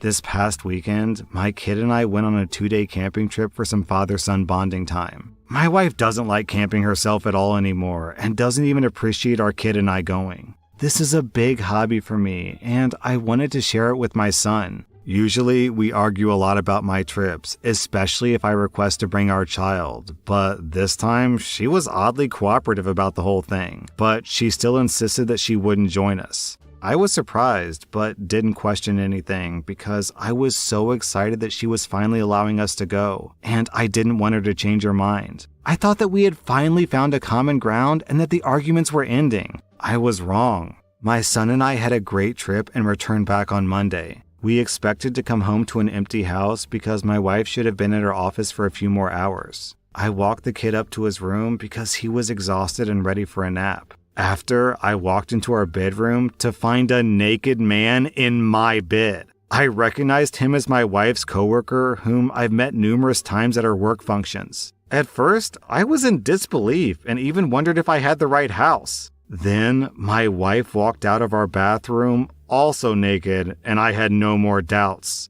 I have never been so angry. I yelled at the dude to get out of my house so I could speak to my wife. He grabbed his clothes and left. Then we started arguing. I never yell at my wife. We always want to keep things civil for our son, but I was so hurt that I was screaming. Then my wife decided to get defensive, saying that it's not her fault that I'm barely around and that I camp so much, even though I hardly go on trips anymore because she doesn't like it. She said, "That's what drove me to do this, your neglect to this family." I was in tears at that point. I just don't understand how her cheating could be my fault. When I turned around to leave, my son was standing in the doorway and I felt terrible for yelling. I quickly consoled him, but my wife snapped at me again, telling me to get my hands off of him. Now she won't speak to me and says that I can't see my child until I apologize. But apologize for what? She said that we could go on this trip. She planned to cheat, and that kills me. It makes me wonder if she has done this before. I'm stuck staying with my parents right now. I don't know what to do. I want to see my son. I'm worried that I really scared my child, and of course I want to apologize to him. Just not my wife. But I don't know, maybe it is my fault. Then, about 1 week later, OP posted an update. For the past week, I've been working with a lawyer to initiate the process of divorce and gaining full custody of my son, with the exception of visitation for now until more is resolved. Things were awkward and tense for the first few days of me being back home, so my wife decided to leave to stay with the guy that I found her naked with. I'm disappointed at the example she's setting for our son, but this makes my decision to divorce even more concrete.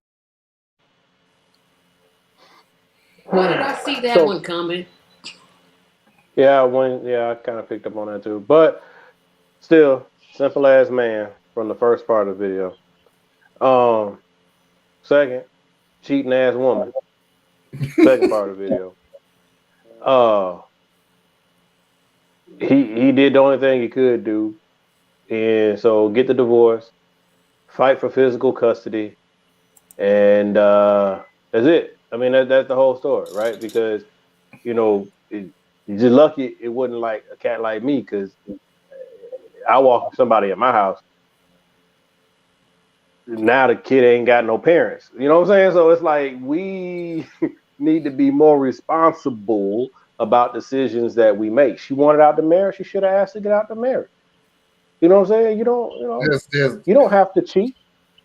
Just leave. It was his fault. Just decide this ain't where you want to be. Wow. All right. So this is real, by the way. I'm saying real. Yeah, I'm saying it's real. Anna, stay with me for 1 second, because this is Anna's favorite new part of the show.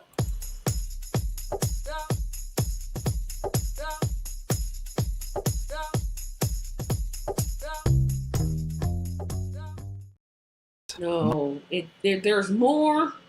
My now ex-wife revealed that she's pregnant with a man that she cheated with and no longer wants to see our child. Last week, I received several texts from my ex saying that she's pregnant with an unknown man's child, obviously meaning that she cheated with multiple other people before the one that I found out about. She said that she plans to keep the baby and start a family with her coworker, the one that I found naked. She also mentioned that she wouldn't be fighting me for the custody of our son. I told her I'd be willing to split custody or at least keep visitation rights for the sake of the kid, but she insisted that she didn't care about that anymore. I'm honestly in awe. I'm shocked that she's given up the family that we had, but I'm most hurt for my son. At the end of the day, she isn't worth wasting any more of my energy on. I've been spending every moment I can with my kid, and I'll continue to do so. I'm starting to feel more like myself again, and I can't wait to get back into adventures and nature.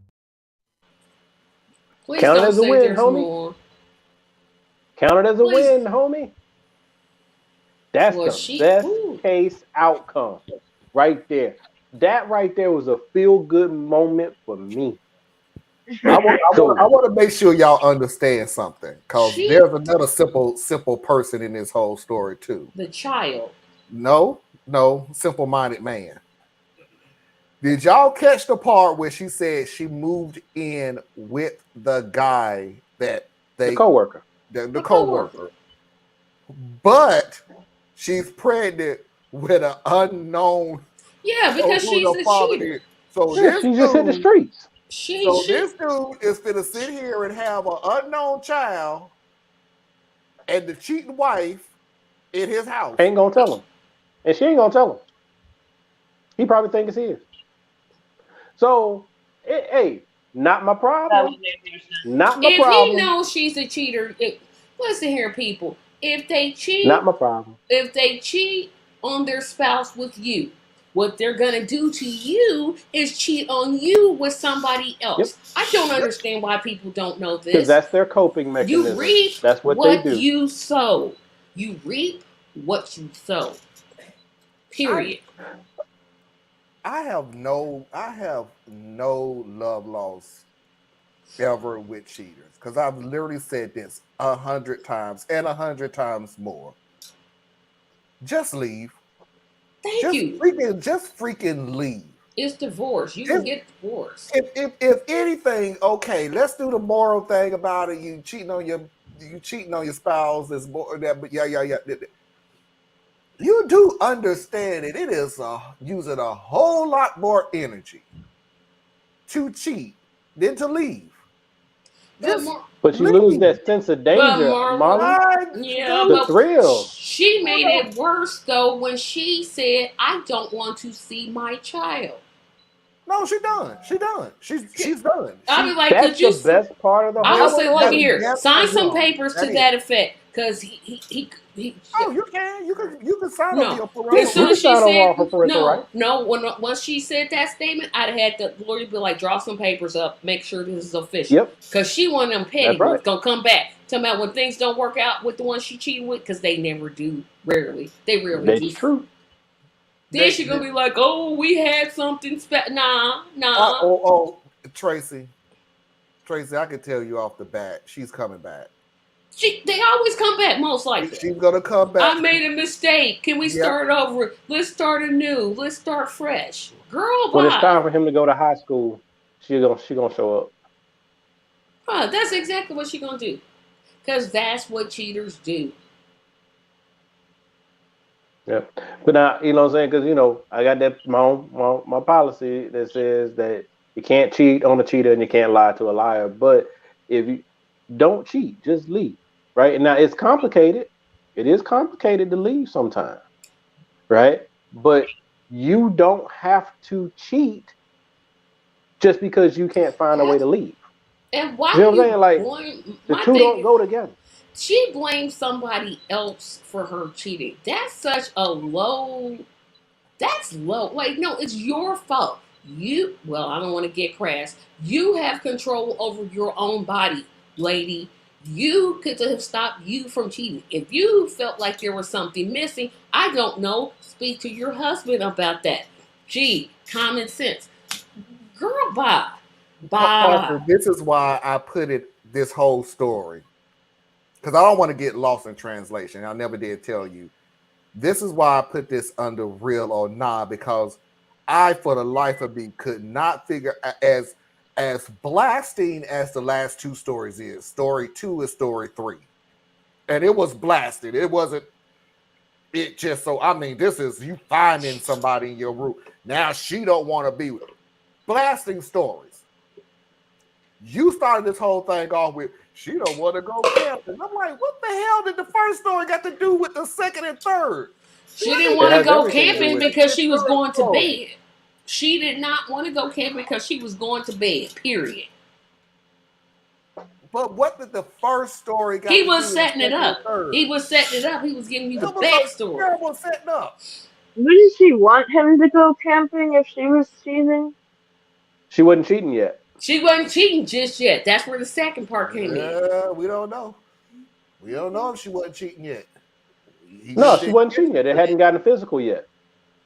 Mm-hmm. That was her work spouse. That's what I tell you about having these work spouses.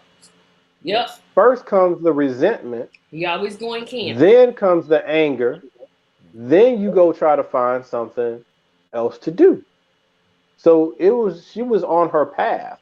She just hadn't gotten there yet. And then once they had gotten physical, now it was time for her to go, oh, well, this is great. This is an excellent weekend for y'all should go. Oh And that no, was no, the I'm first time not they gonna ever done it. go. I'm not gonna go because I have work to do. Yeah, yeah. Oh, she was working. I do feel some type of way if I'm sitting here going, I don't want you to go camping. I don't want you to go camping. I don't want you to go camping. Oh, sure, go ahead. Take the kid with you. Hmm. Yeah, Hmm. but Hmm. you can't blame the victim. I'm So not blaming the I've victim. been I'm just wanting to do like, this. hey, Now I'm saying I've been wanting to do this, and then you finally say, "Yeah, You go done do it." gave me I'm a gonna be way like, to cheat. You done made "Yo, it let's easier go." for me to cheat. Oh yeah, bye. Take him with you. Have a great weekend. Don't. oh wow, Parker, you're 10 Yeah. minutes behind. Ooh. Ooh. Wait till you get to the third story then. If you're 10 minutes behind, Parker, She stay where made you at. this is definitely real. This definitely happens. People are trash. I don't understand why people do this. Get a divorce, people. I know. I need Tracy's phrase. I already What's said wrong that. with Well, what's she's the wrong kind with of person, obviously, that refuses to be alone. you? Yeah. See, people who cheat and then go into a relationship with the person they're cheating with, that's a particular type of person. Those are the ones who are afraid to be alone. They refuse to be alone. They So don't they like to have be to bridge the relationship. Like there's some people who cheat, they just cheat, right? They're out for sex. So they go and they cheat. But then they don't want to ever get promoted to first string, right? They want to stay On the backbencher, JV. Yep. right? But the people who cheat and then marry or get engaged or whatever with the one they were cheating with, them special people, and those are the ones who will always cheat again Yeah, because they can't. because They're never satisfied. Then they'll find something wrong with that.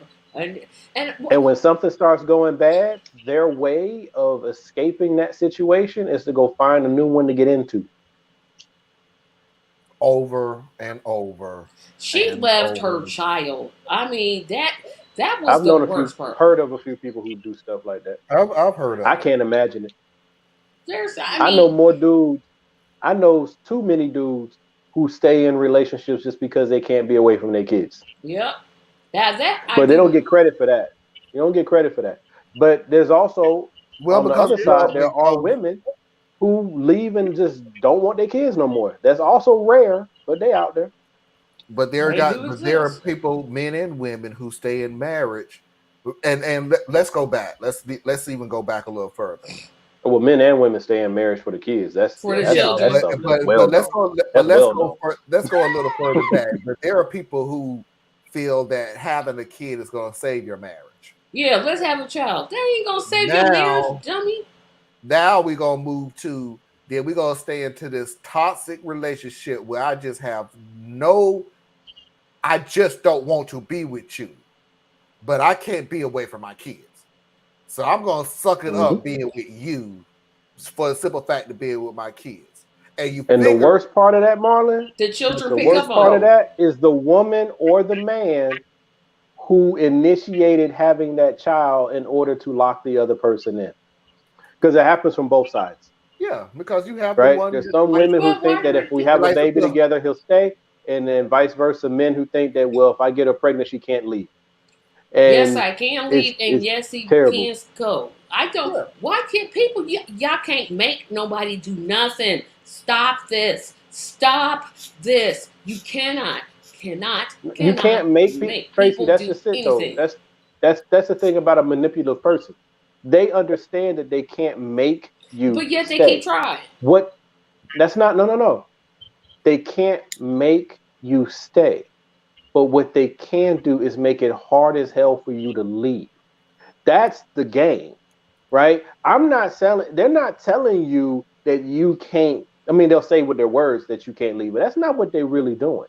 They're making it so that it's so unbearable for you to try to leave. They put obstacles up. So yeah, they can't force you to stay married. Kinda, I don't know, because there's a lot of cases in some states where they, if they don't sign off on the divorce, you kind of stuck, which I think is ridiculous. Let me piggyback But on something before you finish this, because it's just something that popped in my head. Yeah, they know they can't make you stay. And I heard what you said, Thea, but you have to, people got to understand this about certain people. I grew up in the hood and really should have not known this. People know that you're going to leave them eventually, but they're going to make you leave in the most miserable freaking way possible. Like, you can leave, but you ain't going to leave happy. Like, you're not going to leave. Why you think for years,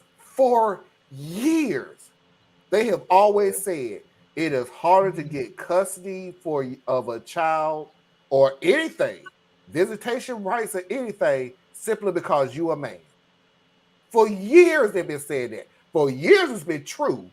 Don't get it twisted. For years It is it's true, though. very true. We got more rights than we've had, Yeah, but than we had. It has changed. But when I was growing up, that crap was Bible.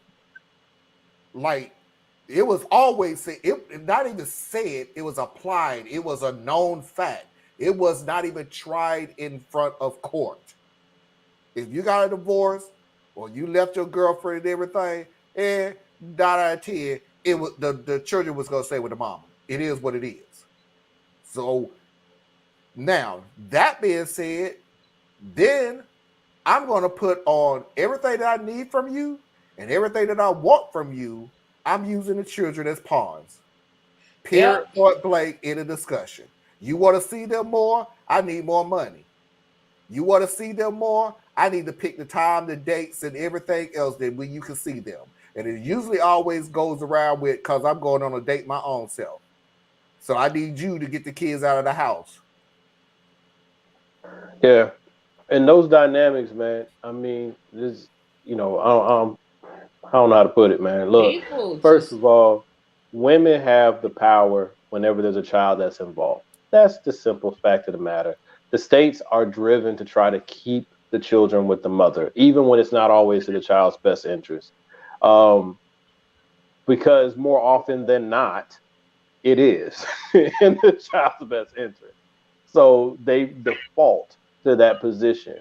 And then a lot of men get screwed over. Huh? I was saying that I was agreeing with you. That's a better word for saying it. The whole thing was always so that's where we ended up. So it's kind of like, I always say, decision, next decision, next decision. Take it all the way back to the beginning, folks. Unless you 14, 15 years old and ain't nobody taught you where kids come from, you know what to do to reduce the odds of being in a jacked up situation. Unless you have a wife. That's not going to give you 100% protection, because people are people. But there'll be a lot less of this silliness going on if you have more value to your name and your bloodline. And I'm talking to the dudes here, right? We always talking to the women. We always telling the women how to play defense. I'm sitting here talking to the dudes. Look, nobody, you are the last one with the authority and the ability to stop a child from coming into this world. So why you out here shooting up the club and then complaining that people got hit? You know what I'm saying? It's like, it's crazy. Value your bloodline, men, and women value your bloodline and your body. Stop lowering these damn bars so low. You know what I'm saying? I mean, I get it. Sex is fun. All right, cool. But procreation is not necessarily supposed to be recreation, folks. You want something fun to do just to have fun, get a hobby. That's not sex. Yeah, I mean, or if you want to have sex as your hobby, there's things you can do. Protection. Yeah. Right? Like I said, it just always annoys me with, like, right now I hear a lot of dudes on social media, because that's where where a lot of echo chamber stuff comes in, and it's all these guys doing this woe is me shit, and it's so annoying. Like, dude, you chose to go out and sleep with whatever you could put your hands on. You chose to not wear protection. You chose to not have any relationship with the women that you were dealing with, that you were doing these things unprotected with. And now you want to complain? Now you want to be the victim because you got child support or you can't go see your kids? You should have thought about that when you were thinking about who you going to do this with. But I got You feelings. reduce your odds. I got urges and feelings. You And I'm chose. cool with that. You But chose to it's marry all a about woman what you and put chose to holes do. in the condom. Well, that's where someone else is taking choice from you. Yeah, somebody Right? else is taking the choice away from you. You took the Yeah. proactive step, but Because that lady was on something for real. sneaker lady just said, "Oh no, I got something for this." I'm protecting myself. You want to bet? Yeah, but yeah, it's just one of those things. Like also, and I'm gonna go ahead and say this because I'm already being controversial, so why not throw another one out there for you? I'm not Hold that giving thought for 1 you second, Theus. Hold that thought for 1 second. Foxy has texted me something, and I'm not gonna say anything. Foxy needs to put this in the comment section. So continue, Theus, because she made a I don't know promise. if I should now. You might have maybe that interruption Yeah. was telling me not to say what I was Nope, about to say. So nope, we can go nope, ahead and move nope. on. Let's just move. Let's just move. Let's move on. Okay. Let's just move. Maybe this will put more pressure on her. Foxy's videos of the week.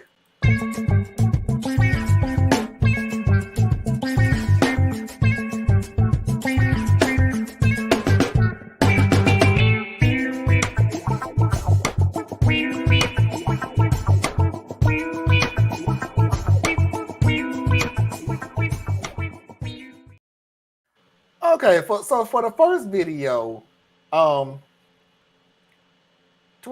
I don't think this is a 2021 issue. I don't think this is a 2022 issue.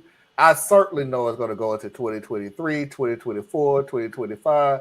It's going to go on until we start telling these people to shut the hell up. And bro, like, I'm not racist or anything, but it seems like you can't even say anything anymore without someone trying to cancel you or some PC woke liberal whatever trying to shut you up. And it's like, what happened to free speech, right? Like, First Amendment, it's in the Constitution.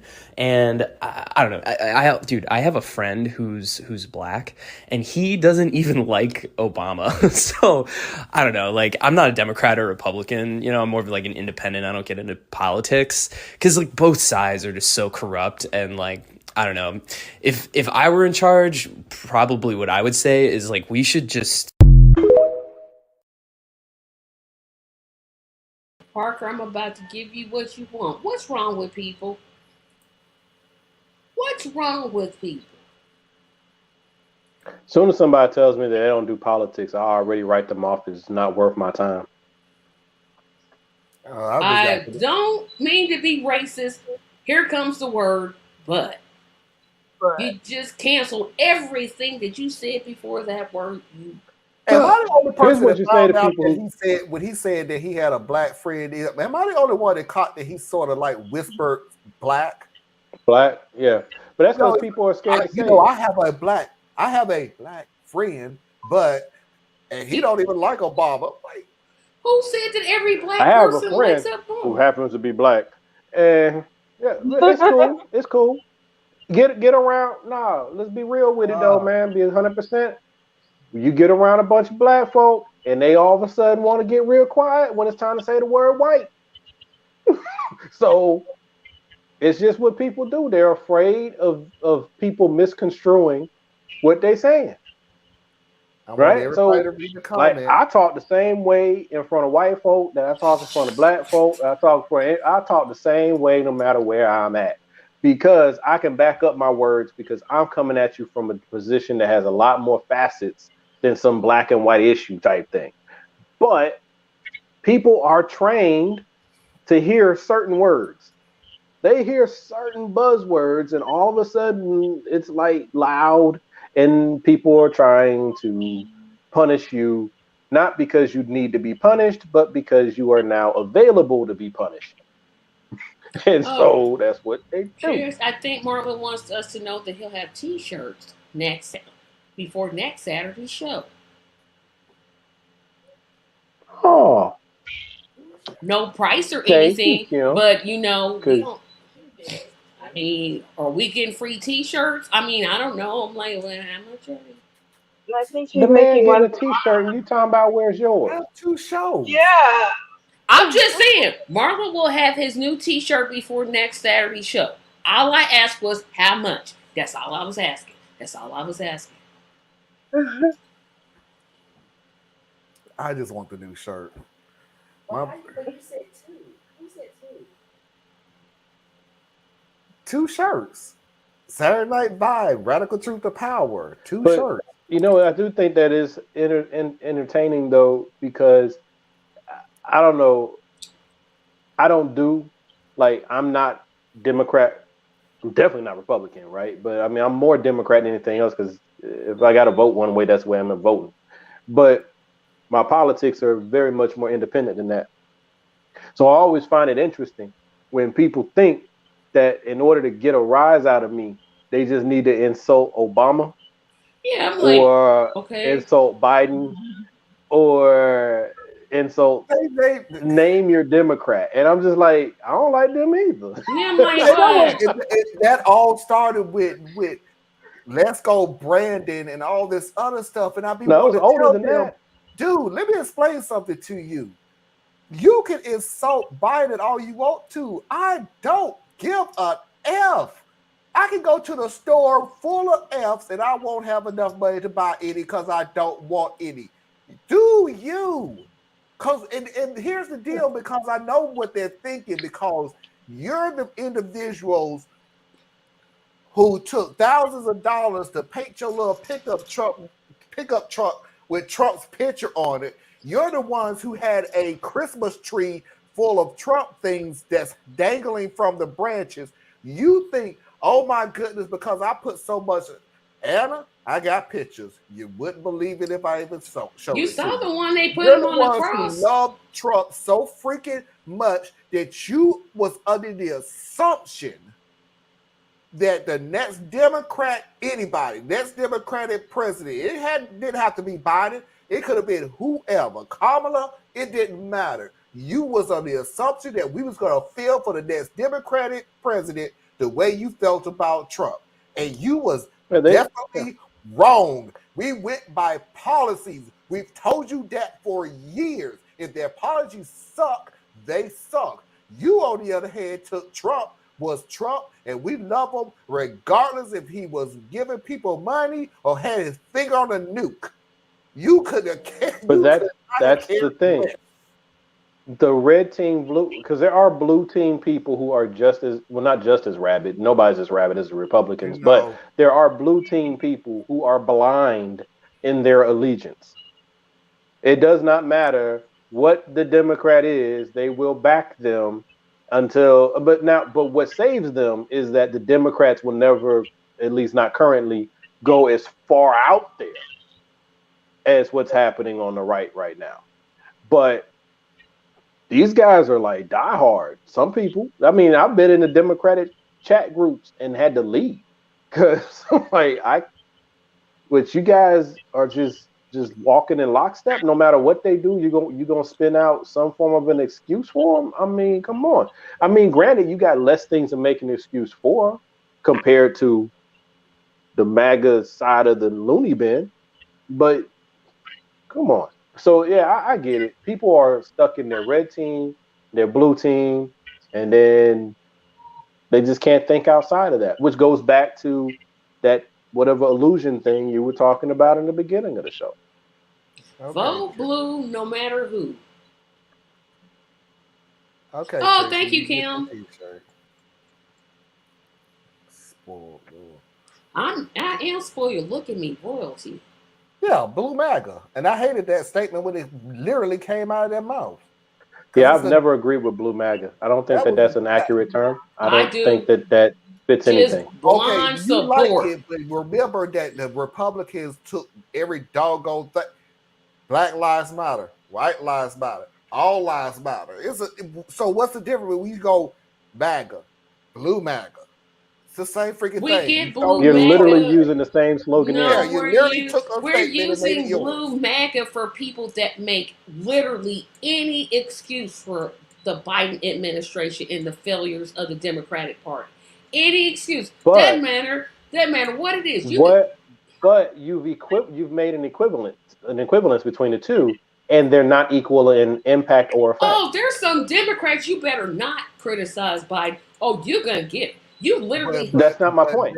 That's not my point. Who on the left is actually targeting with violence people for criticizing? That's an extreme action. We're not talking about the violence stuff. But that's what MAGA does. MAGA actually uses violence. MAGA people, you're making an equivalence that doesn't fit. But because you like it, you hold to it. MAGA people stormed the Capitol on January 6th because Trump lost. Now, please let's use our imagination and think if Biden lose, the same thing is going to happen. It's not. Man, not even, Marlon, not even if. I'm just saying this thing did happen. So if we're going to draw an equivalent, tell me where the equivalent is on the other side. But MAGA doesn't simply just mean a bunch of yahoos who stormed the Capitol. That's the extreme that you're taking it to. We're using the term MAGA as people who will not accept any criticism. You're using blue MAGA. Marlon hit it the nail on the head. You're using blue MAGA. Thank you, Mickey. Mickey sees the way police use Blue Lives Matter for Black Lives Matter. That's the exact same thing. It's like, ooh, this is catchy. I'm gonna take this, and then I'm gonna make an anti-statement. There are literally Democrats who will sit here and tell me, which I know isn't true, that Joe Biden is a better president than Obama. As much as I get a rise out of dislike Obama, and y'all know I do, even I'm like, nah. But Tracy, and there's a case to be made for it. You said it several times over and over and over again that Blue MAGA says, as extreme as it is, Blue MAGA says. What I'm telling you is MAGA says and then does. And there is a difference between saying extreme things and doing. And again, we're not talking about the violence that Red MAGA does. Red MAGA, we know, takes it to the extreme. They took it to the extreme. Then there's no equivalent. The equivalent is that people on the right refuse to accept any criticism of Trump. People on the supposed, which I call left, will not accept any criticism of Joe Biden.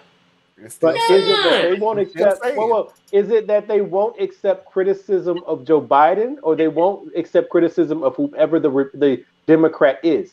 See, there's a difference. The ones on the right are tied into Trump as a personality, as an entity, and then the ones on the left are the ones that you're talking about anyway, are party loyalists, and they are wedded to the party. Then they will back whatever the party says or does. I know a guy like this, but that's not the same thing. One has made a guy a deity, and the other one has nobody's sold saying their soul that to they're a party. Exactly alike. I understand the difference. Red MAGA is an extreme violent end, but they have things in common.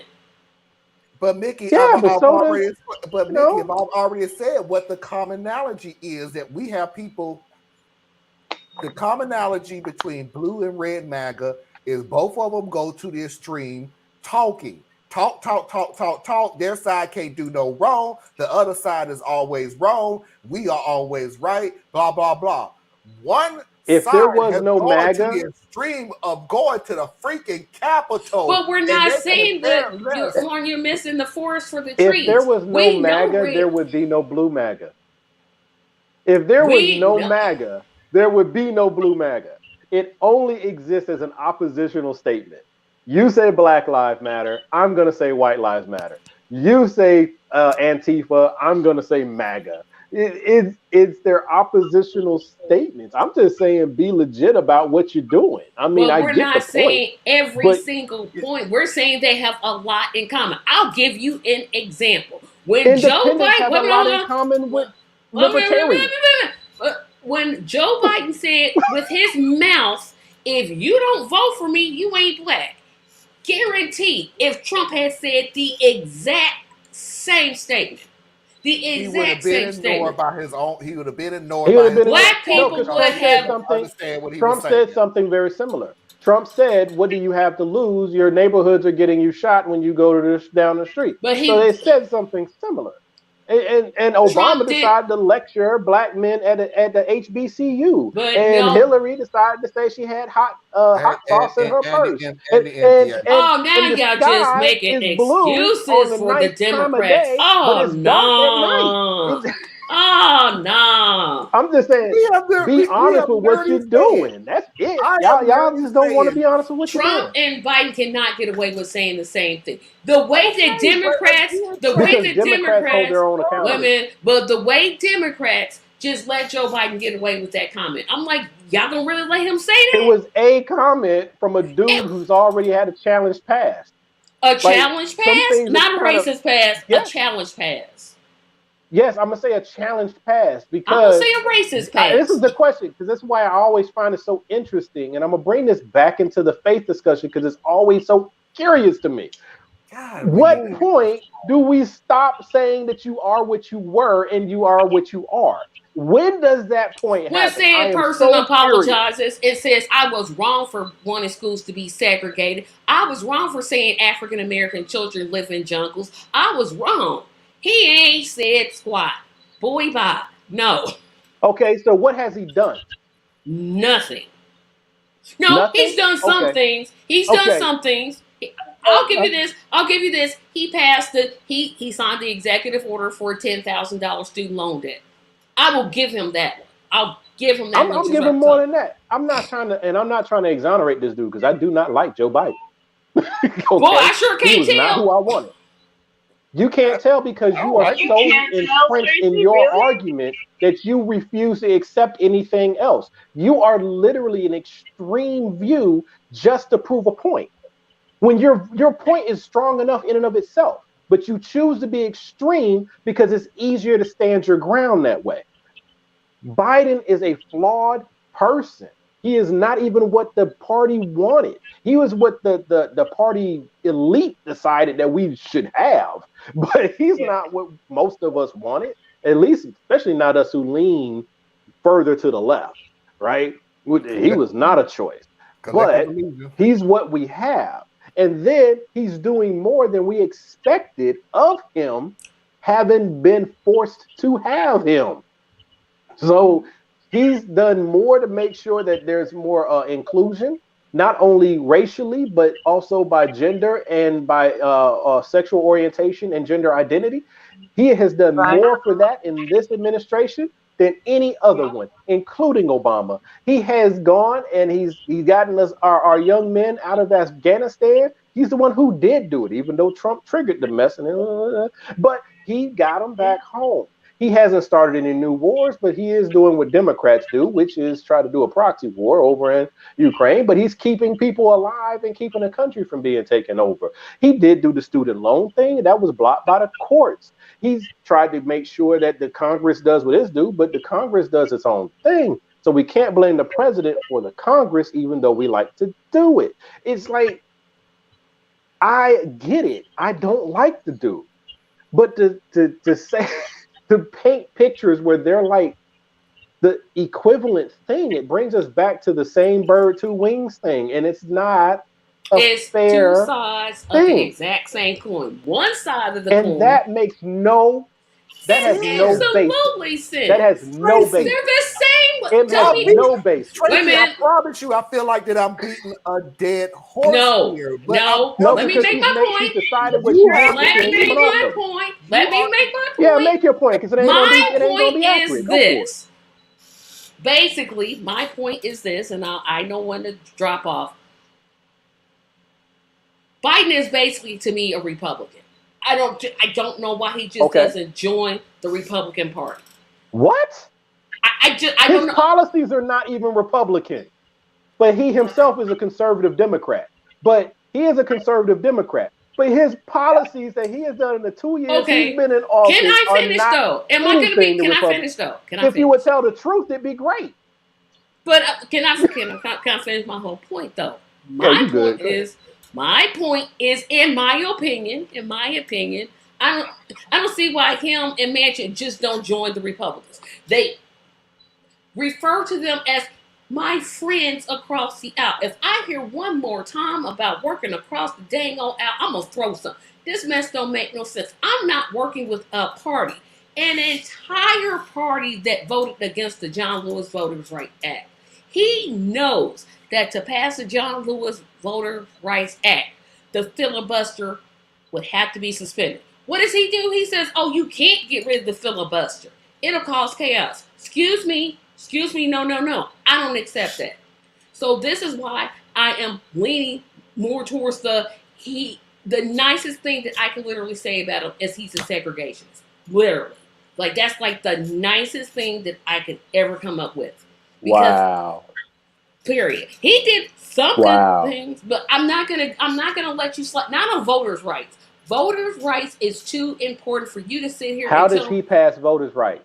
Get rid of the filibuster. How does he get rid of the filibuster? How does he get rid of the filibuster? He could use the bully pulpit. Take his. That doesn't do it. How does he do it? No. You have to organize people. He gonna make a speech? Okay, make a speech. Biden. I didn't say make a speech. I said organize people. Organizing and making a speech are two different things. You've been hanging around. Organize who? You've been hanging around old boy who been sitting there saying, I'm gonna get the people behind me. This is safety vest man. Organize. No, that was the other dude. You engage community groups to get what you want. When he said, "Oh, I'm not for eliminating the filibuster," he told me everything. He told me everything. I agree with you. He can't make them. He cannot make them eliminate the filibuster because he's the president. He can't make them do it. However, and I'll give you a good example. Two presidents. One, FDR. When the Supreme, did you just go all the way back? I said I'm gonna give you two examples. When the Supreme Court was going to say that Social Security was unconstitutional, FDR said, "I got something for you. I'm gonna stack the course and I'm gonna get it passed." Dropped it.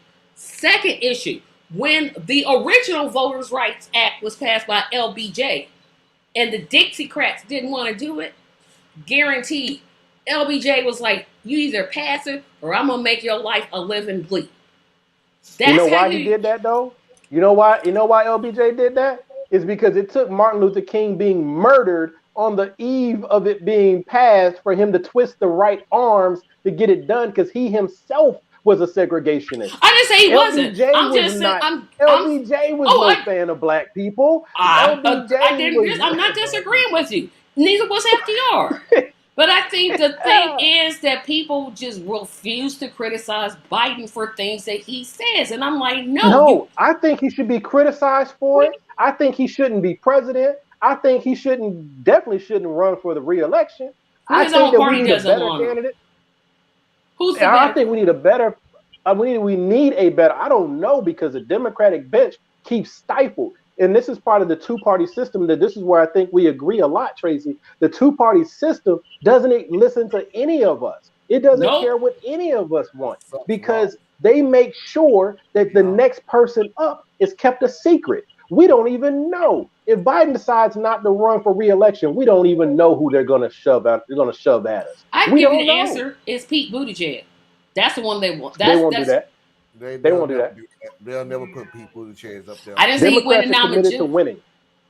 They're committed to winning. I'll give you they that. are not going to put Pete up when in an uncertain world. Yes, he can run rhetorical circles around Trump, but ain't no way they're going to put him up there. I think Susan's last point was my point. LBJ was a bully, and he knew how to bully people to do what he wanted. So that's all I'm saying. You want a Democratic Trump? You want a liberal? Sometimes that's what it takes. Sometimes that's what it takes. That right there is a very telling statement because that's exactly what the MAGA people say. It says that sometimes that's what it takes. To get what we want, we may have to have someone that we don't necessarily agree with, but he's out there and he'll fight. Whether he's a good person or not is irrelevant. It's the fact that he'll fight and he'll fight for us. That's the mess that Bernie tried to said. That's what they say. And for that, I would have to politically fight against you because I don't agree that you go out and get your own dictator in order to fight. I didn't say a dictator. I said a bully. You can use the bully pulpit. What bully is what compassionate bully you know of? I said bully pulpit. I did not say a bully, but I You think said bully. You said Okay, bully. I did. I was agreeing with Susan's statement. LBJ was a bully. I'm not going to deny that. I get what you said, Tracy, but here's the deal. You want We need better fighters. I agree. You want a Democratic bully who's going to get everything that we want. Please understand that the next Republican is going to be a Republican bully because you have set precedents now that the only way that you're going to change any policies is to be a bully. It goes back, Marlon, unfortunately, it goes back to like what Fred Hampton was saying when they came to him with a proposal. And they said, Fred, this is what we want to see the party do. I think the party should do this to take care of the community and do this, that, and the third. And Fred Hampton listened to them, and then he said, one thing I didn't hear from you guys is anything about education. What are we doing to teach the people so that they become better educated in this entire process? Because all we're going to end up with is we're going to change the color of the foot in the boot. Where problem is not that we have the wrong people in power. The problem is that the people in power have their boot on our necks. So it doesn't serve us, big left us, or whatever you want to call what we are, to say we don't want to get rid of the plantation. We just want to be the new plantation owners. We want to be the ones who can dictate what you can do with your life. We don't want you telling us what to do with our lives, but we'll tell you what to do with yours. That's not, I don't ever want to be associated with that party. I don't ever want to be associated with that movement. I want white power for white people, black power for black people, and everybody in the rainbow power for the people, because it doesn't serve us at all to become our enemies. I think there's some good comments in the comment section that I'm definitely agreeing with. No, Susan, this country is not ready for a gay president, period. It ain't, nah. Thank you, because I think the country might be ready, but these parties ain't never gonna let that one roll. I think not right now. I think his party. I think the Democratic Party is ready. I don't think America is ready. I don't think America. You know, fair point. I really disagree. We need a woman. This is what I said about the right woman. This is what I said about collective illusion. I think the country can give a rat's butt what you want to do. But I really think that wait a minute, let me finish. Go ahead. I really think the country don't care if you're gay or not. But the country feels like the majority of the country feels like we're not ready. So I'm gonna vote with the majority that I think do not want it. So I'm gonna vote for them. Because look, this I is see the both deal that sides. we figured out. I'm closer to Tracy on this one, but I see both sides. You look around the country right now, and at this point, the LGBTQ community, AITAH, correct me if I'm not, is at the strongest level it's been since the 70s, maybe, at a stance. Mm-hmm. So if we're saying hit it when the fire is hot, this will be the stance it's in. But collective illusion. We have a whole bunch of pulpit individuals, Fox News, Newsmax, whatever. The majority of the people do not want to. Say that again? We are still less than 10% of the population. You know, it's like, why are we talking about the trans pronouns so much? That's not what trans people are talking about. Not around me. Well, I agree. I would like to think that's true, but not some people I talk to. They ain't ready. And also, this is why I say I'm definitely closer to Tracy on this position than you, Marlon. Because yes, I think in our day-to-day lives, people really don't care. I have no idea who that was. But when you start talking about the president of the nation, you're going to start getting messaging from the pulpits, from the synagogues, from the corporate CEO offices. You're going to from the news. I mean, they just got done, and oh my goodness, it was so cool. If you haven't seen it, Brett Baer was interviewing Pete Buttigieg. Fox, stop letting Pete come on your channel. I mean, y'all need to know it's just not gonna go It's well. really not It's just not. It's just not. So, Y'all 0 for but he 10 with was. this dude. Stop it. I mean, You think they will real. learn, but they don't. But I mean, the way he just does it, though, his discipline is just amazing. But he's like, wait a minute. So, and he started dropping names. This person brought their wife. This person brought their wife. This person was the wife. This. But when I bring my husband, there's a problem. What's going on? Right? But like Tracy said, though, realistically, and I know here I don't think Tracy and I will agree, but I think on the larger point we do. Hillary Clinton was the most qualified person to be president in that election.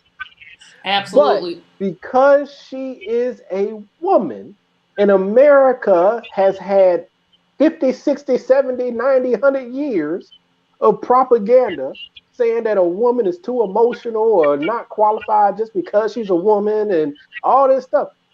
Because of all of that, you had just enough people to say, nah, she could be a senator, but she can't be my president. Yeah, she could be Secretary of State. She could be Vice President. If Joe Biden retired right now, if Joe Biden said, my health or whatever reason, I'm just tired. I'm 80 years old. I'm going to give it up.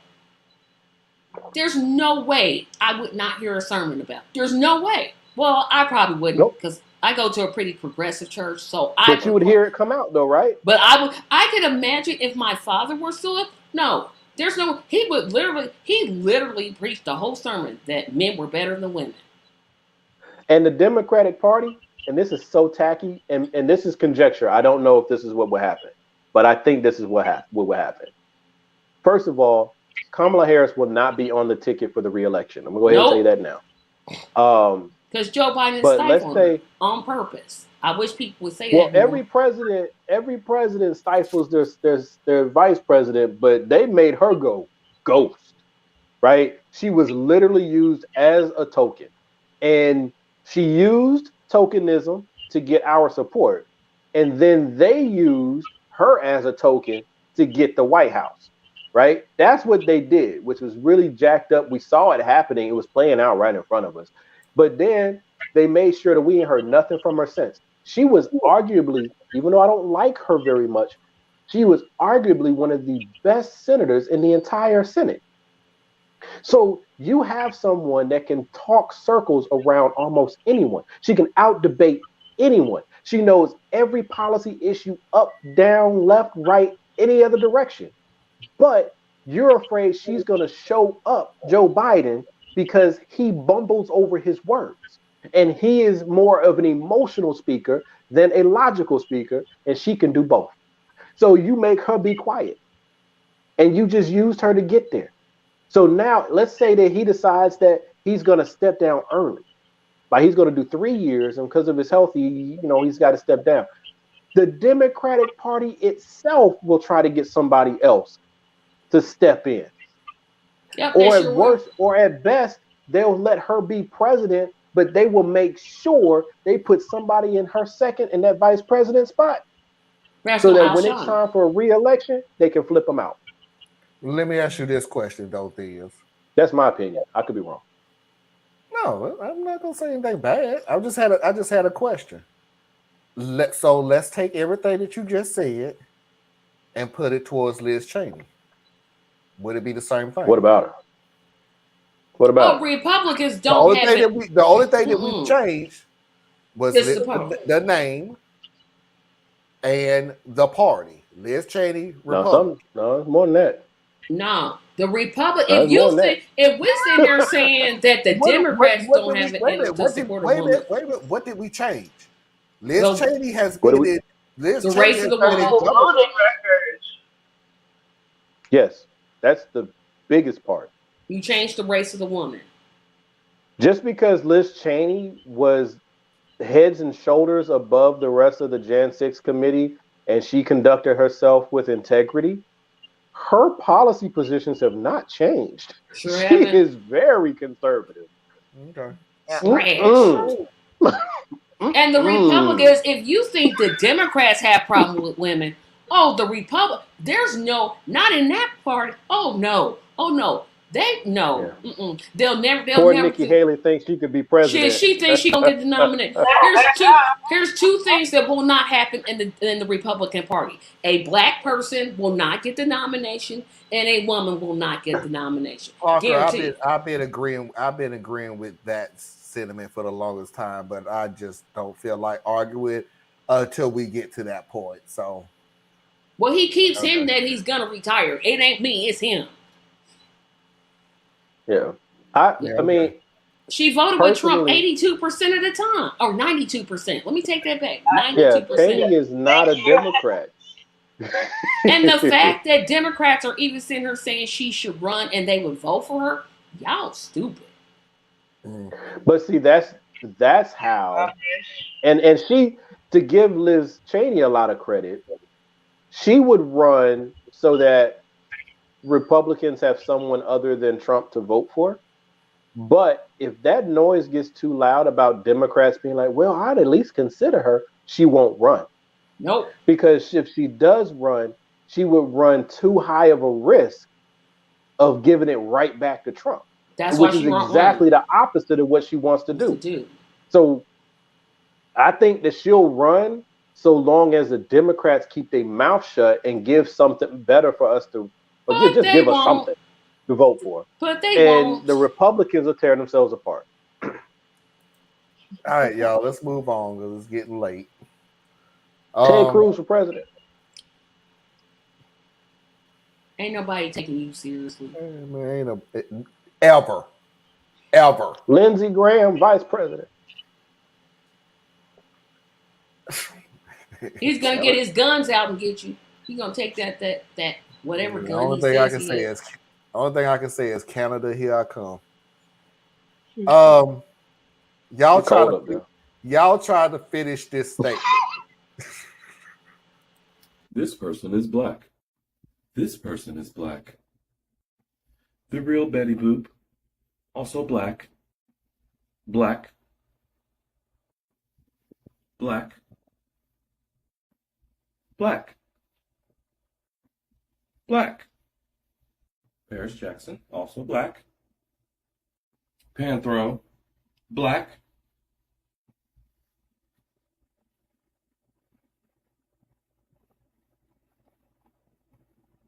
I'm pretty sure she's white.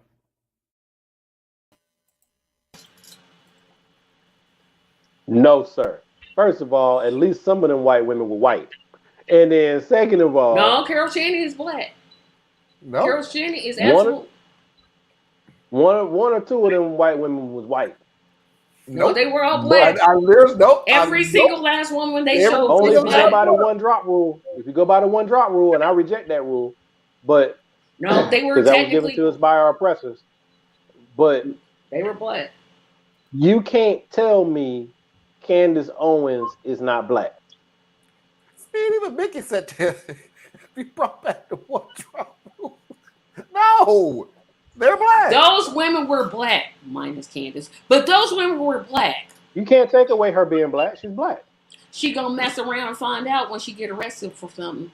They hit She's me. still black. She's black. That woman walk into a room and don't nobody know who she is. She's black. You can't take away somebody's blackness just because you don't agree with their policies or position. Yeah, but we want to. Yeah, we kind of want to. Because she's like, if it was, it's her, Larry Elder, let's talk BS to BS. Let's just call it BS. BS. I know you want to, and I don't disagree with you, Things. I get what you're saying. I understand. I even agree with you because it's a logical, rational discussion that we need to have. I don't feel like being logical or rational with this woman. I feel like being petty AF. Man, this woman ain't fucking black. I don't give a damn about this woman no damn more. You white as hell. You wore a damn shirt. She black and her children are black. Knock your damn self out. Take Kanye with you. I'm sick and tired of being fucking rational with these unrational individuals. Fuck them. Didn't he say in 2023 he wasn't gonna cuss anymore? Didn't he F say them. that? I lied. I don't give a. Somebody take this mic over with you. I'm sick of these people. I am He didn't so. make it past the first show, Tracy. I I am know. so. Didn't even make it past the first show of the New Year. No, forget that New Year's resolution. I get what you're saying that we need to have a rational. But not with her. Nah, I'm with Marlon I'm just on saying, this. look, this, Discussion with this woman. I get what you said, the history and the nuances and Parker. everything else. Wait a I minute, don't want her. Marlon. I I'm don't sorry. want her. I just don't want her with this woman. But I just don't want her. Marlon, I'm sorry to interrupt. Could you I'm put going up? to Could you? Parker. I'm getting there. No, not that comment. I got to go in order. Yeah. But those women were black. so I'll put it like this, man. According to Biden. What?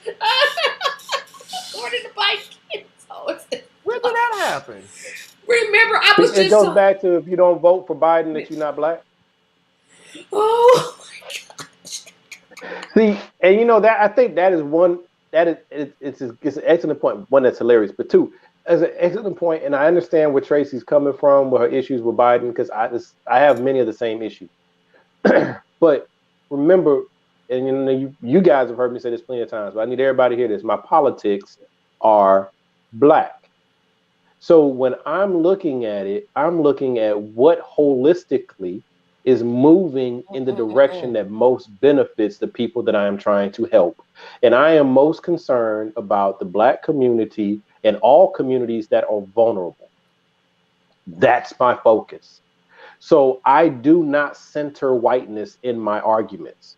It's just white is just something that exists. So when I look at Candace Owens, I look at her and say she is still a black woman, but she's a problem, right? Because her ideology is detrimental to the two groups that I'm most concerned about. I look at Kanye West. He is black. Yeah, he a problem though. You know, I don't think that it's fair. Tim Scott, you can't take this away from someone. You didn't give it to him. You can't take it from him. I'm with Marlon. I'm sorry, Tiz. Yeah, I I'm gonna get be what on you're Team saying. Marlon I with get this what one. you're saying. I'm not even disagreeing. Because You all black absolutely- people ain't even on an accord, bro. Well, we're not a monolith. I get that portion, but I mean, I get that. I'm not saying it like that, but I'm saying like it's just a bad thing. She's she's a terrible person.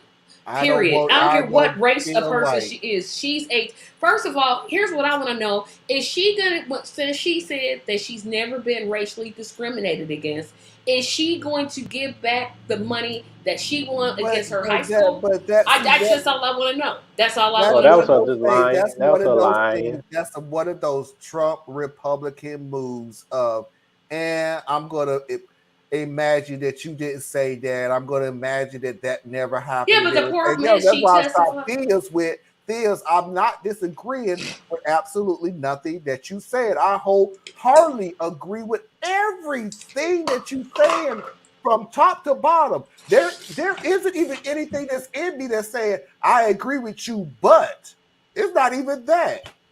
I'm not even doing that. I'm just in 2023. I'm sick and tired of being logical with these little a-holes that's detrimental to the black community. So forefront, if you want to be with the white community, and by the way, you already lost Mickey, because Mickey already said she don't want your ass. So Parker, you up next. You can take her. We don't want I think her. Parker's also white. Really want her. Parker didn't say anything. Mickey said no, the white community don't want her. Mickey, she need to go somewhere because I don't want her in my community anymore. I don't want to talk about the black community anymore. I don't want her nowhere near the white black community anymore. If she go into a barber shop, she's gonna run out of the barber shop as quick as she can. Whoever does her hair should stop doing it. Wrong person. She's gonna open her Uncle Otto, and Uncle Otto gonna kick her ass. I'm just telling you. I don't agree with I don't agree with what's going to happen, but it's going to happen because Uncle Otto been there. Uncle Otto been there since the 50s. You're going to say the wrong thing to Uncle Otto, and Uncle Otto going to whoop your ass, and Uncle Otto going to have the beauty shop help him. Send her and those who share her type of an ideology to an African to the country. Isle of Misfit Toys, right? They are the one, like, taking it back to as Harriet Tubman tried to get us to understand. All the messaging is the same, folks. The path to freedom will be cut through your own, right? On the way to making it better for the Black community in particular, you will have to go through people like Paris Denard, Candace Owens, Sheriff Duncan Clark, or whatever the heck his name was, Timmy Scott, right? These are still Black people, but they're also parasitic to the health of the community. But at the same time, we have other parasitic issues within the community that also must be addressed. So we got to cut through all of that. And then I'm not going to sit here and say give them to the white community, because I don't want to poison the white community any more than it's already dealing with. They got enough stuff to deal with. They got good white folk who are trying to deal with their own bad white folk. And the problem with the white community is they're like 50-50. So they got a lot of work to do. What do we look like sending them more rejects? No. We try to make everybody better. Get these crazy yahoos, all the people who are still MAGA in 2023. There is no hope for these people. Okay? They've had 5 years to figure it out. I know Trump was more like, 7 years ago? But they've had 5 years of seeing the worst of this man. They're locked in. Nothing you can do with them. If somebody identifies as MAGA at this point, you can go ahead and put a nice little bow on them. They are done, and ship them off. And then the ones who are their helpers, like the Herschel Walkers and the Candace Owens and log cabin Republicans, and ship their little asses off too. The rest of us have serious work to do. And we can't do that if we're too busy being distracted by these outliers. You know, it's just frustrating. Everything you said, Theus, makes sense, but I still don't want her on my team. Period. Well, I don't want her on my team either. She ain't on my team. I don't want to discuss her. I'm still wondering when she's going to give the money back from her little lawsuit that she filed. I don't like her. She could. Now she married that rich white guy in Europe. Well, she's super rich. Well, she says that until he gets tired of her. Thank you. Something's going to happen. I hope this doesn't happen. I hope I'm wrong. But she's itching for something to remind her that she's Black. Something is going to remind her that she's Black. And she's going to be like, happened to Stacey Dash. Didn't it? It happened to Omarosa. But we still ain't took her back neither. We're like, girl, no. We ain't took either one of them back. Omarosa's still out there in the wilderness. I think we was okay with Stacey Dash going on because it didn't last long. Yes, it did. No, she was diehard. Stacey Dash was in them conservative streets. I don't know what you talking about, bro. She was like a solid decade. She was going. No, she was like 10, 12, 13 years. I don't know where you after she made Clueless. The only movie she's ever made. Oh, she went. Hey, she did Renaissance Man. Clueless, the only movie she ever did. Yeah, Clueless was it, dude. That was the only. She did Renaissance Man. She could do Renaissance Man Part 2, but it still will be Clueless. Look, y'all. I love beautiful people, even if I have to discard them because they're bad people. Stacey Dash and Candace Owens are two beautiful people. They are just severely damaged, and they need to be shipped off somewhere. I don't see it. Yeah, Anna, I'm sitting there. Anna's face is saying what I'm thinking. I never thought Candace Owens was that cute. She's not beautiful. She's not. It's the ugliness on the inside that keep messing things up. But yeah. But Stacey Dash was in them conservative streets. She even had her show on Fox. She had a Yep. show on Fox for like 5 years. Yep. She went hard. And what's that male model who I had the biggest crush on? And then he said he was a supporter of Trump. I'm like, oh man, dang nabbit. Shamar? I don't know if he was, but No, not trying Shamar. to think Oh, of I would models. literally cry. I'd be like, yeah, really. I would literally, you would see me crying. I'd be like, then what happened? Antonio Sabato Jr. That's his name. I'm not sure who that is. Who was that? Antonio Sabato Jr. Thank you, I know Anna. that name. Who, No idea child? who he is. I said, What show was movie? he was in a lot of soaps. He was in General Hospital. He's a male model. I ain't Oh, nobody know he's not that. a real actor. Okay.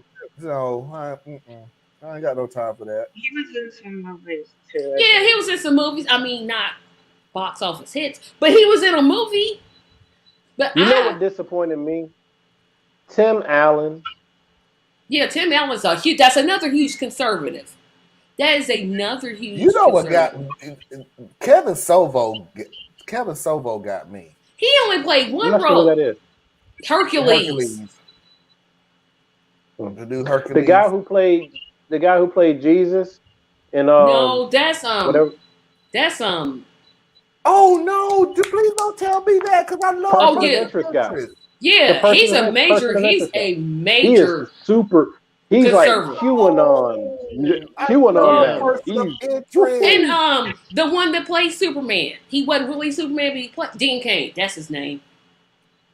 Person of Interest is one of my favorite shows. But he's I love that show, but he is a diehard. Ever since he played Jesus, it just went downhill. I'm like, dude, nah. I just have to watch every time Shaw is in the show. Then, oh, gone it! Shut up!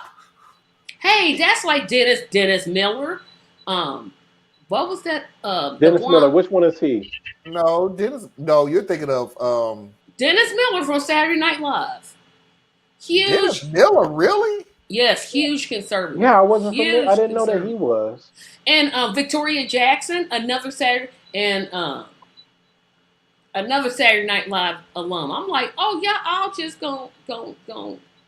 Meatloaf. Sometimes people once their pockets get deep enough, they start switching up. But you'll be glad to know that Kevin Costner was a Republican, but he switched because he said they went too crazy, so now he's a Democrat. That's good. Anyone that takes it out their roles. I hear a lot of stories like that, actually. Yeah, he was raised by conservative Republican parents. You know the one who annoys me the most? Every time, and he's always on the news channels. Little Pimp? Michael Steele. Oh, Michael Steele makes me sick. He knows that party's broken. Makes me so and he just will stay with him. Michael Steele, the bald-headed guy, used to be head of the RNC. He used to be head of RNC, and they got him. Okay. I didn't know his name. Okay. He has decided that, and if you listen to, and I've made this point a few times, sorry, but listen to what he says. He is fully aware of what he's doing. But right now, he is the black Republican. So whenever MSNBC wants someone who speaks rationally but is black, they bring him out, right? He said that he's not ready to get off the porch. That was his words. Now, we know what it means when a black person say they're not ready to get off the porch. You know? So it's like, dude, you know what you're doing, but that money is so attractive to you and that relevance that you desire so much. Because I think he's addicted. He's been in Washington, his whole adult life? Yeah. So he's probably thoroughly addicted. So I'm like, man, at least that's why he upsets me. When you have been surrounded by a bubble so much. But he sees the bubble. He outlines what the problem with the Republican Party is. There's a difference between what you're saying. There's a difference between seeing the bubble and seeing outside the bubble. And when he at this point is seeing outside the bubble. No, so he's not, because he's still with what everybody else is doing. He sees what everybody else is believing. But what I'm saying, when you're surrounded by that bubble, is that, yeah, I can see outside the bubble how it's affecting you, But I know my bubble that I'm in, it's not going to affect me. Well, my thing I think is for him is so long as he's holding the position that he's in, he is the black male Republican. Like he has an Yeah. identity, and Even his above Tim identity is Scott. one that he's part of the party, but he's not a Tim Scott. He's like Oh, he talks like a Democrat, but he's a Republican. So he can make money off of that. If he ever decided to actually become a Democrat, It's then he over. would just be another black man, yeah. Yep. He's and not. his relevance There's would no drop. money in that. There's no money in doing that. No money at all. All right, let's move on to the Nicole next Wallace ain't video. gonna want you on her show. Soon as you say that you a Democrat, you know. Let's move on to the So he next disappoints video, me. which I have no idea what it is because I didn't title it because I just didn't want to. So you'll be more shocked than I am. Can you check with your kitchen and make sure that your wings are made with chicken and not pork? They are made with chicken. Okay, well, can you just go ask them to make sure? I don't eat pork. With all due respect, how would we get wings off of a pig? I think I want to get a mixed drink, but how do y'all make your ice here? Our ice maker, it freezes the water for us. So you don't make it yourselves then? No, our ice maker makes it for us. This fried codfish sandwich, can you tell me what kind of fish that is?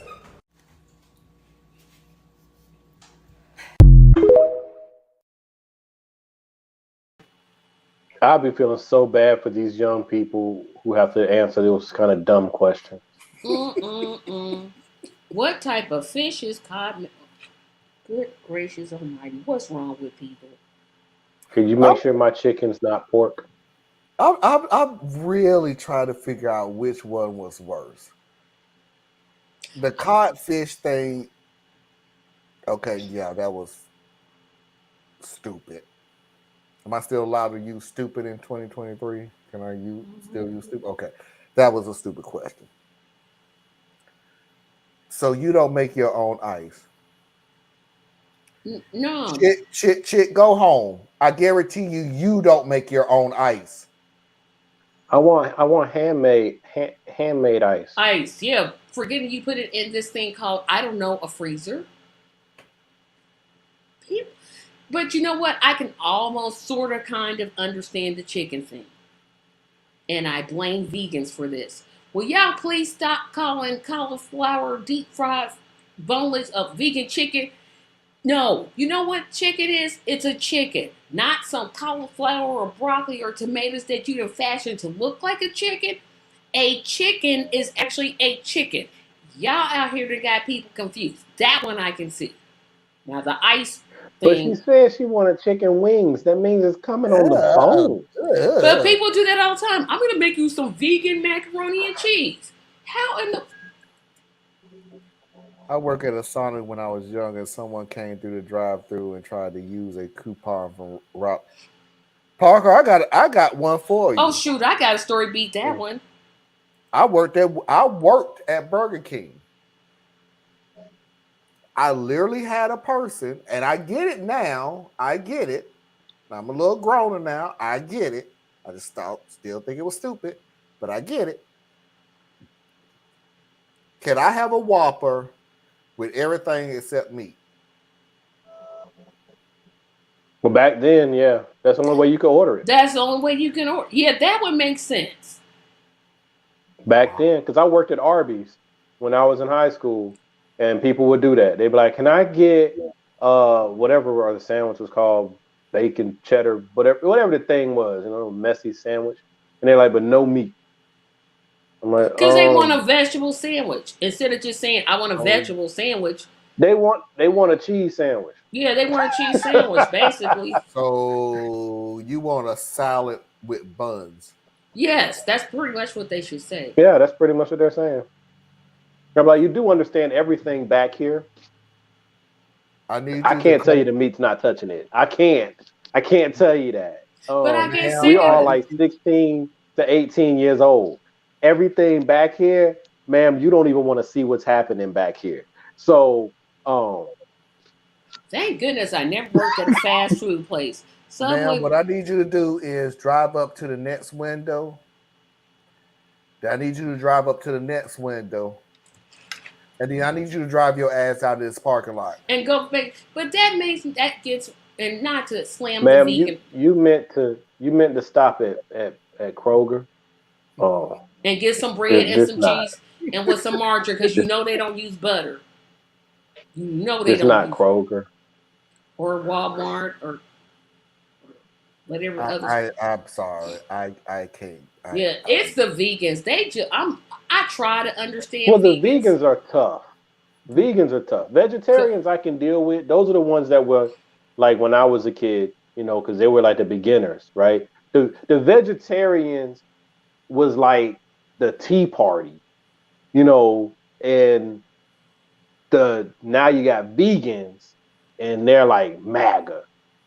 They go too deep. Let's have some fried chicken. First of all, it's not chicken, it's cauliflower. Why don't you just call, if vegetables have to disguise themselves as something, how good can it be? Let that And cauliflower be a cauliflower. have anybody ate any plant-based whatever meat? I have. yeah, I I like have. black bean burgers. Those things are delicious. I have never had a plant-based Now whatever, not once. some people like it. I'll tell you this, for me, it's not my thing. It's not for me. And I had to realize some things are not for me. Um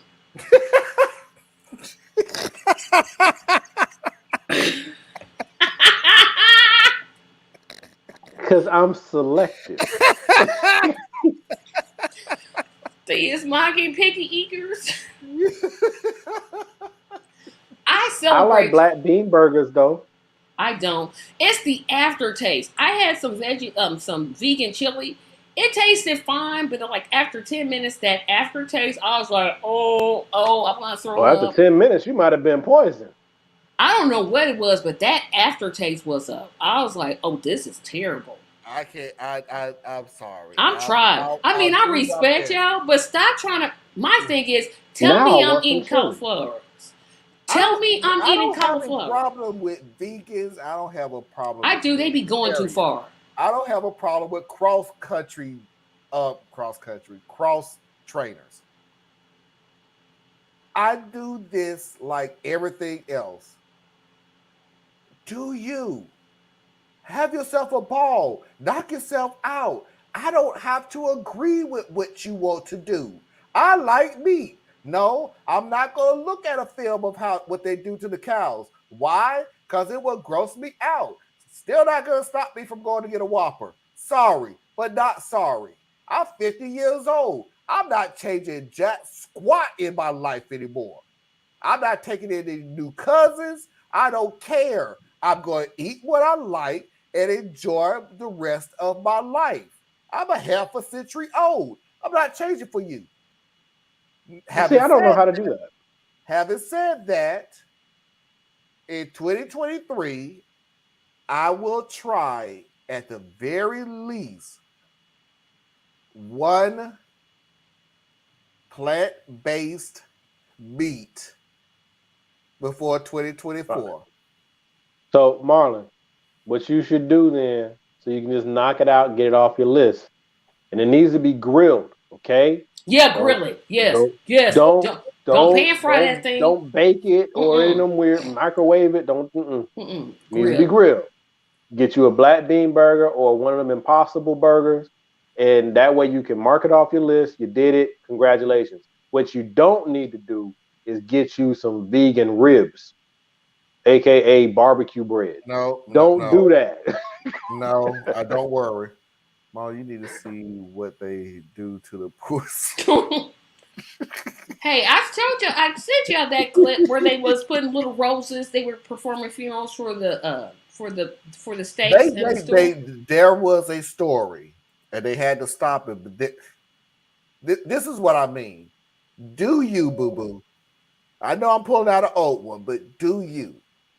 They literally had a rash of people who was going to the grocery store and throwing black roses onto the poultry section of the grocery store. I'd be like, I'm move like, out of my way. I'm trying to pick up this chicken. You in my I way. promise you, I would take the rose and the chicken. Thank you. Got something to give my wife tonight. Look, but you got people who are actually like trying to damage the meat too. So it's like, so Yeah. now you just Shoot. gonna disrespect this poor animal. His life is over. Like you're not over at the farm trying to save the live chickens. This one, the battle is over. Because it's This literally easier to do. It's literally easier to do. If exactly. you don't Go want to to the eat farm. meat, that's on you. Help yourself. But Tracy gonna eat steak, chicken, pork chops, and any other animal. Well, not any But other animal. I may need to cut I down on get it though. I get it though, because if you want to make sure things stay sustainable and you want to make sure that we still have animals and everything to eat and all that good stuff, then we have to adjust the way that we do Yeah, things. we probably do So eat some too of much, but so some of the alternatives I'm cool with, and we do need to adopt more of it. Like and speaking for myself, I need to get to the point where 3 days out of the 7 days I don't eat any meat. I ain't nowhere near that yet, but I mean that would be a start. So I get yeah, 7. where they're kind of going, but it's kind of like anything that you get too tight into, you I don't know. It's like you always have to do more than what you were doing, and then eventually you become extreme. yeah, If, there's if, Like, if the going to deal go. is, how far do you think? Let me see how I can put this. Nope, there's no other way of putting it. How far do you think you're going to keep that person for that period of time that you bullied? Because that's what it is you bullied them into your beliefs. Do well, you it really depends. think you're going to hold them for as long as you think it is? If you have a thought process, just listen to me, just look at the information and things like that. Do you think you can hold on to a person longer that way, or do you think you can hold that person by going, I guess saying it in no other way of just do as I say? Well, Marlon, funny you say that. That model crosses on basically On, everything on everything, I because agree with you. yeah, On because all you have people who truly believe a thing, and they get more people to believe through sharing the details and getting people to buy in, and right, and then that exact same group has another wing who's like, do what I say because it's right, and if you don't, it's gonna suck for you. Yeah, I'm gonna make it. Religion does it, yeah. politics does it, and they all use the same model. Why? Because it works. And that's the deal is I don't have a problem, and I would tell anybody on any platform because I agree with you, Theus, on any platform. I will listen to what you're saying, but understand either I'm going to agree with you or disagree with you. That's what makes open-minded discussions. I'll agree with you or I'll disagree with you. But I guarantee you, because of my personality and my upbringing and everything else, if you even remotely try to make me do something, anything, remember what I said about the word but, in case anybody that's new here.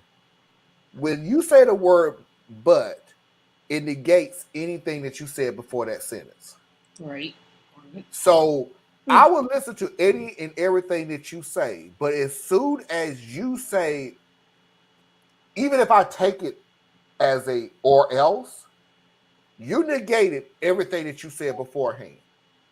Because you're not going to pressure me to do absolutely nothing. As a matter of fact, now I'm pissed off and I'm going to go out of my way to make sure I don't do it, even when you make good points. Yeah, because you're so annoying and so overbearing. I'm annoyed by It's what you like, look, said. make your point. If nobody Yeah, agrees, you raise his keep it moving. hand. Yeah, I'm the annoying one. Raise his hand. Sorry. Because I just no, wasn't. you're not the annoying one because I actually can have a heated argument with you, but you're not sitting there going, you have not one time said, well, agree with me or I'm off the show. Well, agree with me if you're a piece of crap. You're not going to do that. But when you get to the point where you sit there and go, well, agree with me or something's going to happen, I'm like, okay, I'm going to go with the something's going to happen. I want to see the something that's going to happen because I guarantee you, as I've always said through 2022, it ain't going to end the way you think it is. You're not going to make me do something I don't want to do. So when you do stuff like that, the first thing that pops in my head and the last thing that pops in my head is, how strong was your argument that you have to go to bullying to get your point across? How strong was your argument? If you have to go to I do that with people. How strong was your argument to begin with? I do that with people on politics and mainly politics, and also with religion. I'm like, whatever it is that you want me to believe, or whatever it is that you have chosen to believe, help me get to where you are, but don't use fear. Exactly. Right?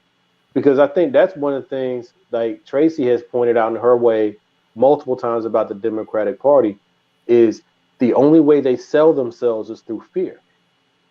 So, and the Republicans do the same thing. So that's where they do like the similar like crap. You know what I'm saying? To me, it's lazy politics. When you just basically saying you should rock with me because you should be afraid of the other thing. And I'm like, when you actually have something to sell, you actually have something to stand for, why don't you use that? The reason why is because fear is easier. So you're being lazy. And in my opinion, you're insulting your audience when you do that. So, like, if you come to me and you give me an ultimatum, it's not going to make me do the opposite just out of spite, because that's not how I function. But I will not react well to receiving an ultimatum. All I'll say is, Tracy, I would agree with you when you say two sides of the same coin. Only slightly with this next statement. Republicans, some Republicans, I'll make that official. Some Republicans will go to the extreme of their beliefs, violent, whatever. So that's one side of the coin. Democrats use the other side of the coin of going, but we're not them. Yep. Why should I vote for you? I'm not Trump. Hey, we're not violent like they are. And you gonna do exactly what for me? And that's the lazy politics that I'm talking about, right? Because the Democrats, the Democrats have a lot of stuff that they could stand on to actually present as to why you should vote for them. But they go that takes. We're not Trump. They take more effort. Yeah, we're not exactly. They go with, well, we're not crazy, or we're unified, or we're this, or we're that, but not. Here's what we're doing. Here's what we have actually attempted, and here's why it didn't happen. Like they don't trust. We're gonna go back to that trust thing, but in a different way. They don't trust the people that they're talking to be as smart as they are. They are obsessed with the concept that they are smarter than the rest of us. We have talked so they about only give us platitudes and stuff. We talked about this when they was doing the debates, and I found myself paying more attention to the debates, and I paid more attention to what the people were saying, and what I counted was, are you telling me the reason why I should vote for you? Or are you spending more time trying to get me to understand why I shouldn't vote for them? That's what the guy in Minnesota, was it Minnesota? That was his main mistake. He kept saying, well, you don't want to vote for him because I'm like, dude, what you gonna do? What are you going to do? And that was my argument. And the reason they don't do that, I want you to tell me why I should vote for him. I'm looking at you right now saying I don't want to vote for him. Now tell me the reason they do that. You. the reason they do that is because of big us. Because we punish people for ideas. We sure do. We That's don't true. punish you. We don't punish you for being against the other side. We actually will support that because that's like a team thing, right? We can get rah rah siskumba, right? We'll get behind that, but we will fight you and punish you for having an actual idea because we're so cynical as a whole that we will look at it and be like, well, that wouldn't work because of this. It costs too Or, much. well, you say, yeah, or it costs too much. Or if you do that for the black people, what are you going to do for the white people? Or if you do that for the veterans, what about the people who are disabled? It was exactly Right? what It's that like was, Parker. Exactly what Oh, give it's an idea Wisconsin. and yeah, we'll Okay. savage you. that was exactly what it Yeah, it was was. Wisconsin. I said Minnesota. Yeah. Barnes did an excellent Same state. part of painting why we shouldn't vote for Ron Johnson. Who still You did a won? phenomenal job, dude. Who I still agree with won? everything you said. That we should not vote for Ron Johnson for all the reasons that you said. You never gave a freaking reason why we should vote for you. Actually, yes, he did. He actually presented What? his policy positions multiple times. Up until the very last part. At the last part, it was all this is why he's a liar and this is what he's blah blah blah. But he wasn't going to win that race because one, turnout from the people that he needed was not going to be there, and then two, Republicans always turn out. They sure do. Now I'll give them So that. They know how to show up for Who's the elections. one? Who was the he's in one a that red area going up against an incumbent with people who don't pay attention to politics like that. So that all they know is I recognize that name, and they voted for I it. was going to ask that question. Who was the one that won by 1% of the vote was in? So it was Johnson. Okay. I was like, who? But a win is still a win, whether you win by one vote or Win a is a million. win. He still A got that win seat. is still a win, and Johnson is still in that seat. Yep. All right. Crooked old. Final video of the night. And I'm not even going to take anybody down. And just to paraphrase what this video is about, it is what it is because this video is for you because of the day that you've been having. I don't know if it's just me or not, but do you hate it when you go outside and there's like people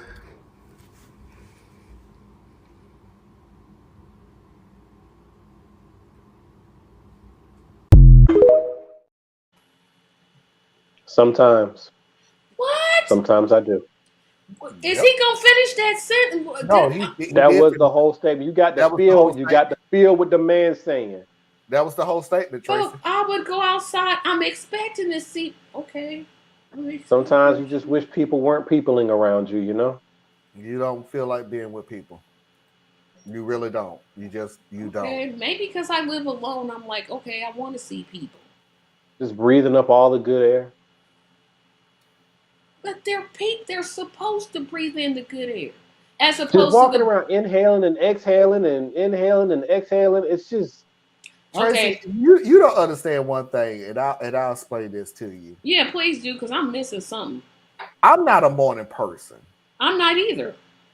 But the deal is with me and everybody, and people are getting it now. So they kind of like sort of stay out of my way. I'm not rude to people in the morning. I'm not going out of my way to be, cuss them out or and everything else. But the worst people to me, in the morning, good morning. How are you? Hey. I'll hold a conversation with you at 12. Take your sour stuff somewhere, man. 12 o'clock? You at work. Nope. You at work. Nope. You are at work.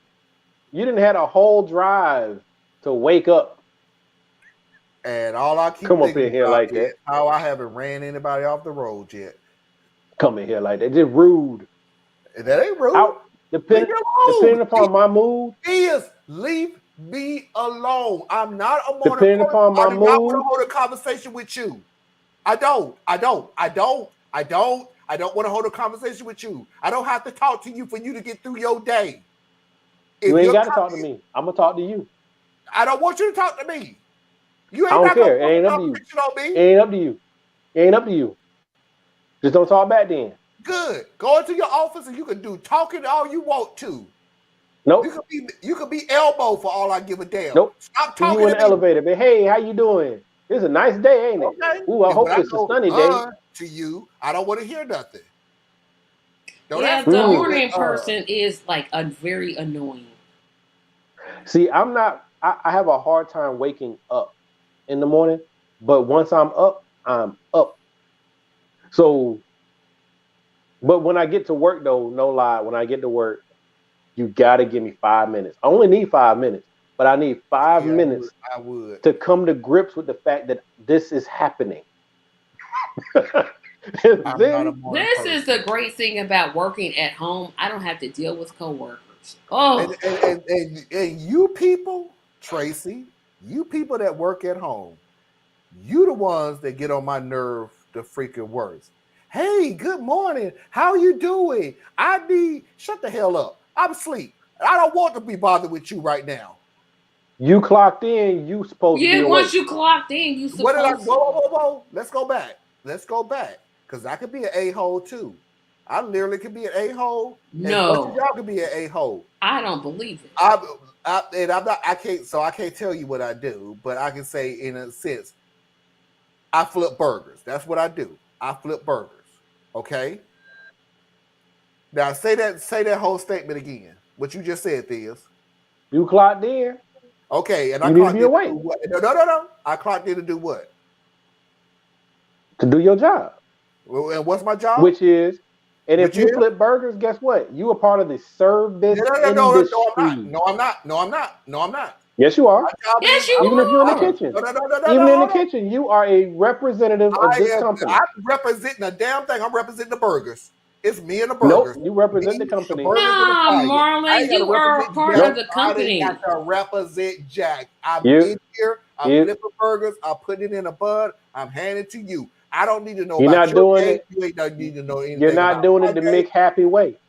I ain't got to be Marlon, we happy. hired you You ain't here. gonna see You me. work at Mick Happy. I'm not a front person. I ain't got to see You Jack work at Mick front. Happy. I ain't We have a got no. to be happy for my burger to be happy. We have a I make my company burger culture. happy. My burger is happy. We have I ain't got to say we have a Jack Spot company to you. culture. See, Marlon, this is Well, why why did you will you never take the get a chance to job? be on That's Fries. Why did I take the job, Tracy? I This took is the Mick job to flip Happy. burgers. That's my job. That's why No, but that's if not your job. your job is to provide customer service to the clientele who choose to what did eat. I do? Wait.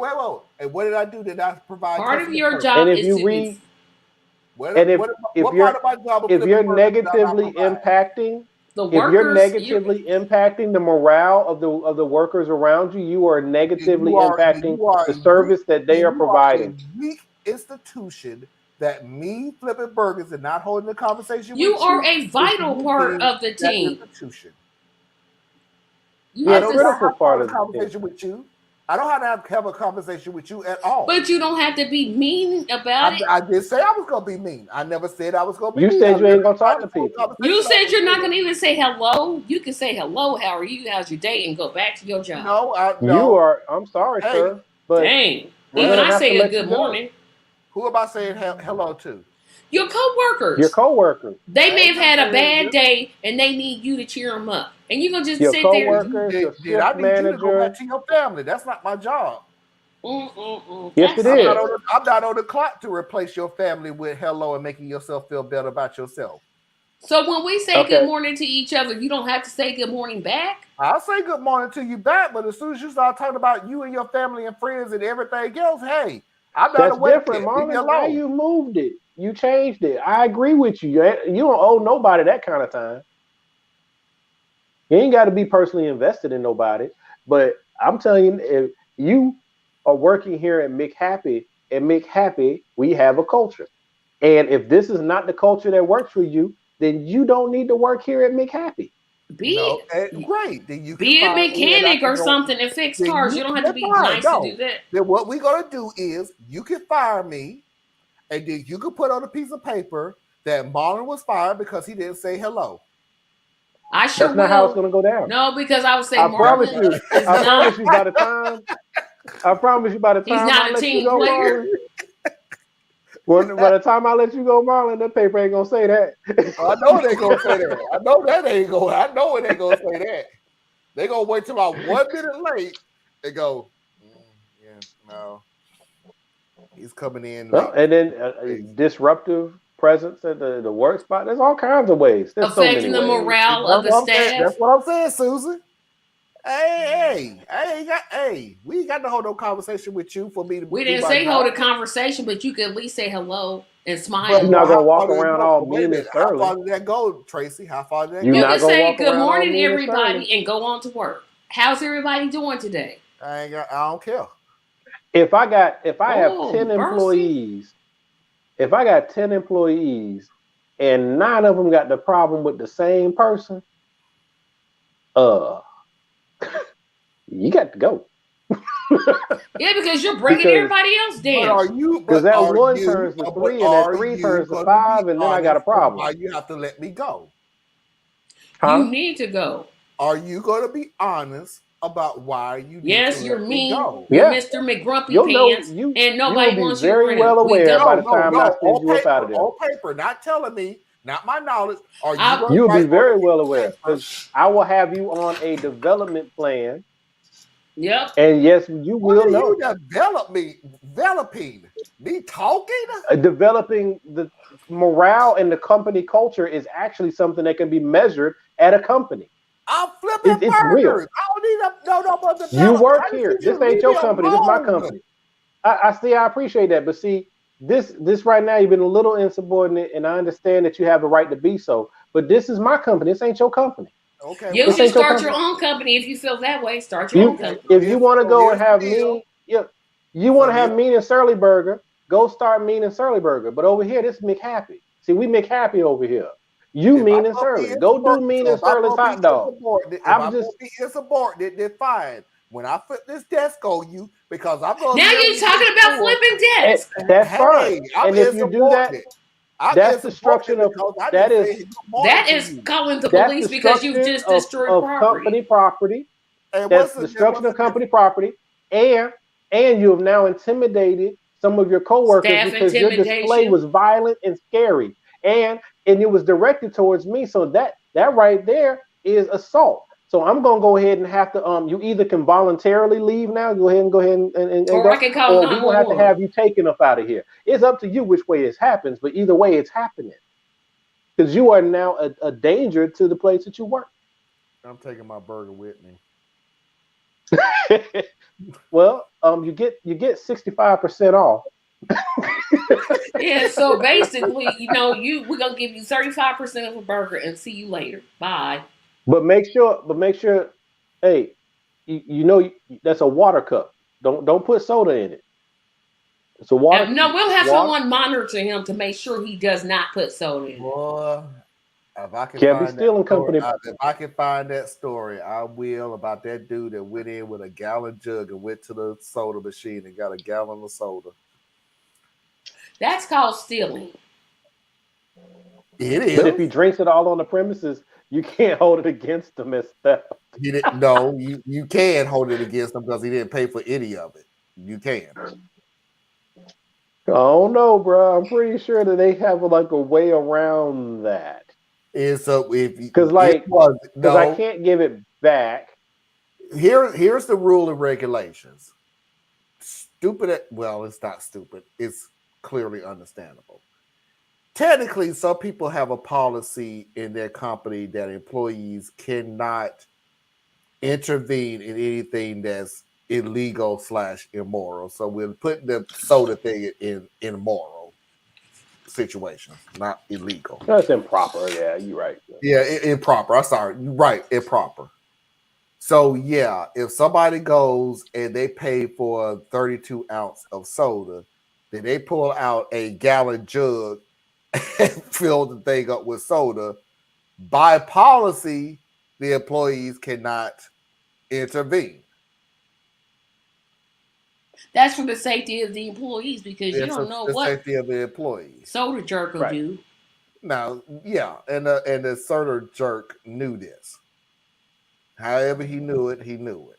So yeah, he'll get away with it for as long as to the manager figure, hey, dude, stop it. But And even then, all I can do is refuse you service. But then when I ask you to leave and you don't leave, now you are was it trespassing? Yeah, and that's when we can get you. Yeah. Pay And full dude, price it's and you just ain't soda. cool. It's 99 cents at Family Dollar. Just That go buy cover, some. but here's the deal, Tracy. That covers them too, so that covers the improper, because they'll use that argument of, "Hey, it only cost." No, I'm just saying he got a gallon of soda. Dude, it's 99 cents or $1.25 wherever you get it from. Yeah, but you didn't get 99 cents of product. No, he got way more than that. Kept bought 2 of them. Thief. Yeah. Yep. But thank you. But hey, but thank you for working here at McHappy. Do not refer anyone. Please. And never come on the premises again, you angry burger flipper. Did he flip us off? He said he would not. This is why he's not McHappy material. Because I'm not McHappy. You bastards. And we were just about to promote him to drive through. You a lie. Been promised me that for about 20 years now. And you stayed? That's your fault. Because you left me alone. And I tell everybody where they can find you. Now he's mean and surly.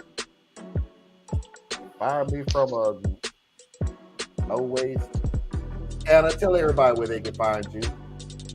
AureliaEtc.com. Enthusiasm.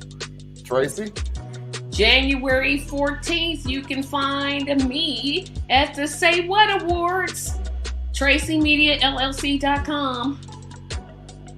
Is ComplexSimpleMan.com.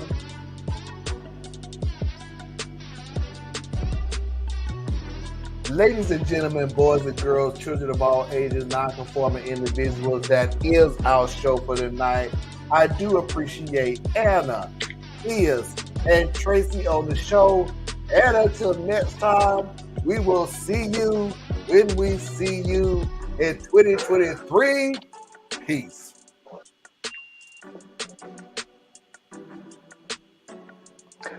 That Santos guy should be president. Whatever. Fuck me happy.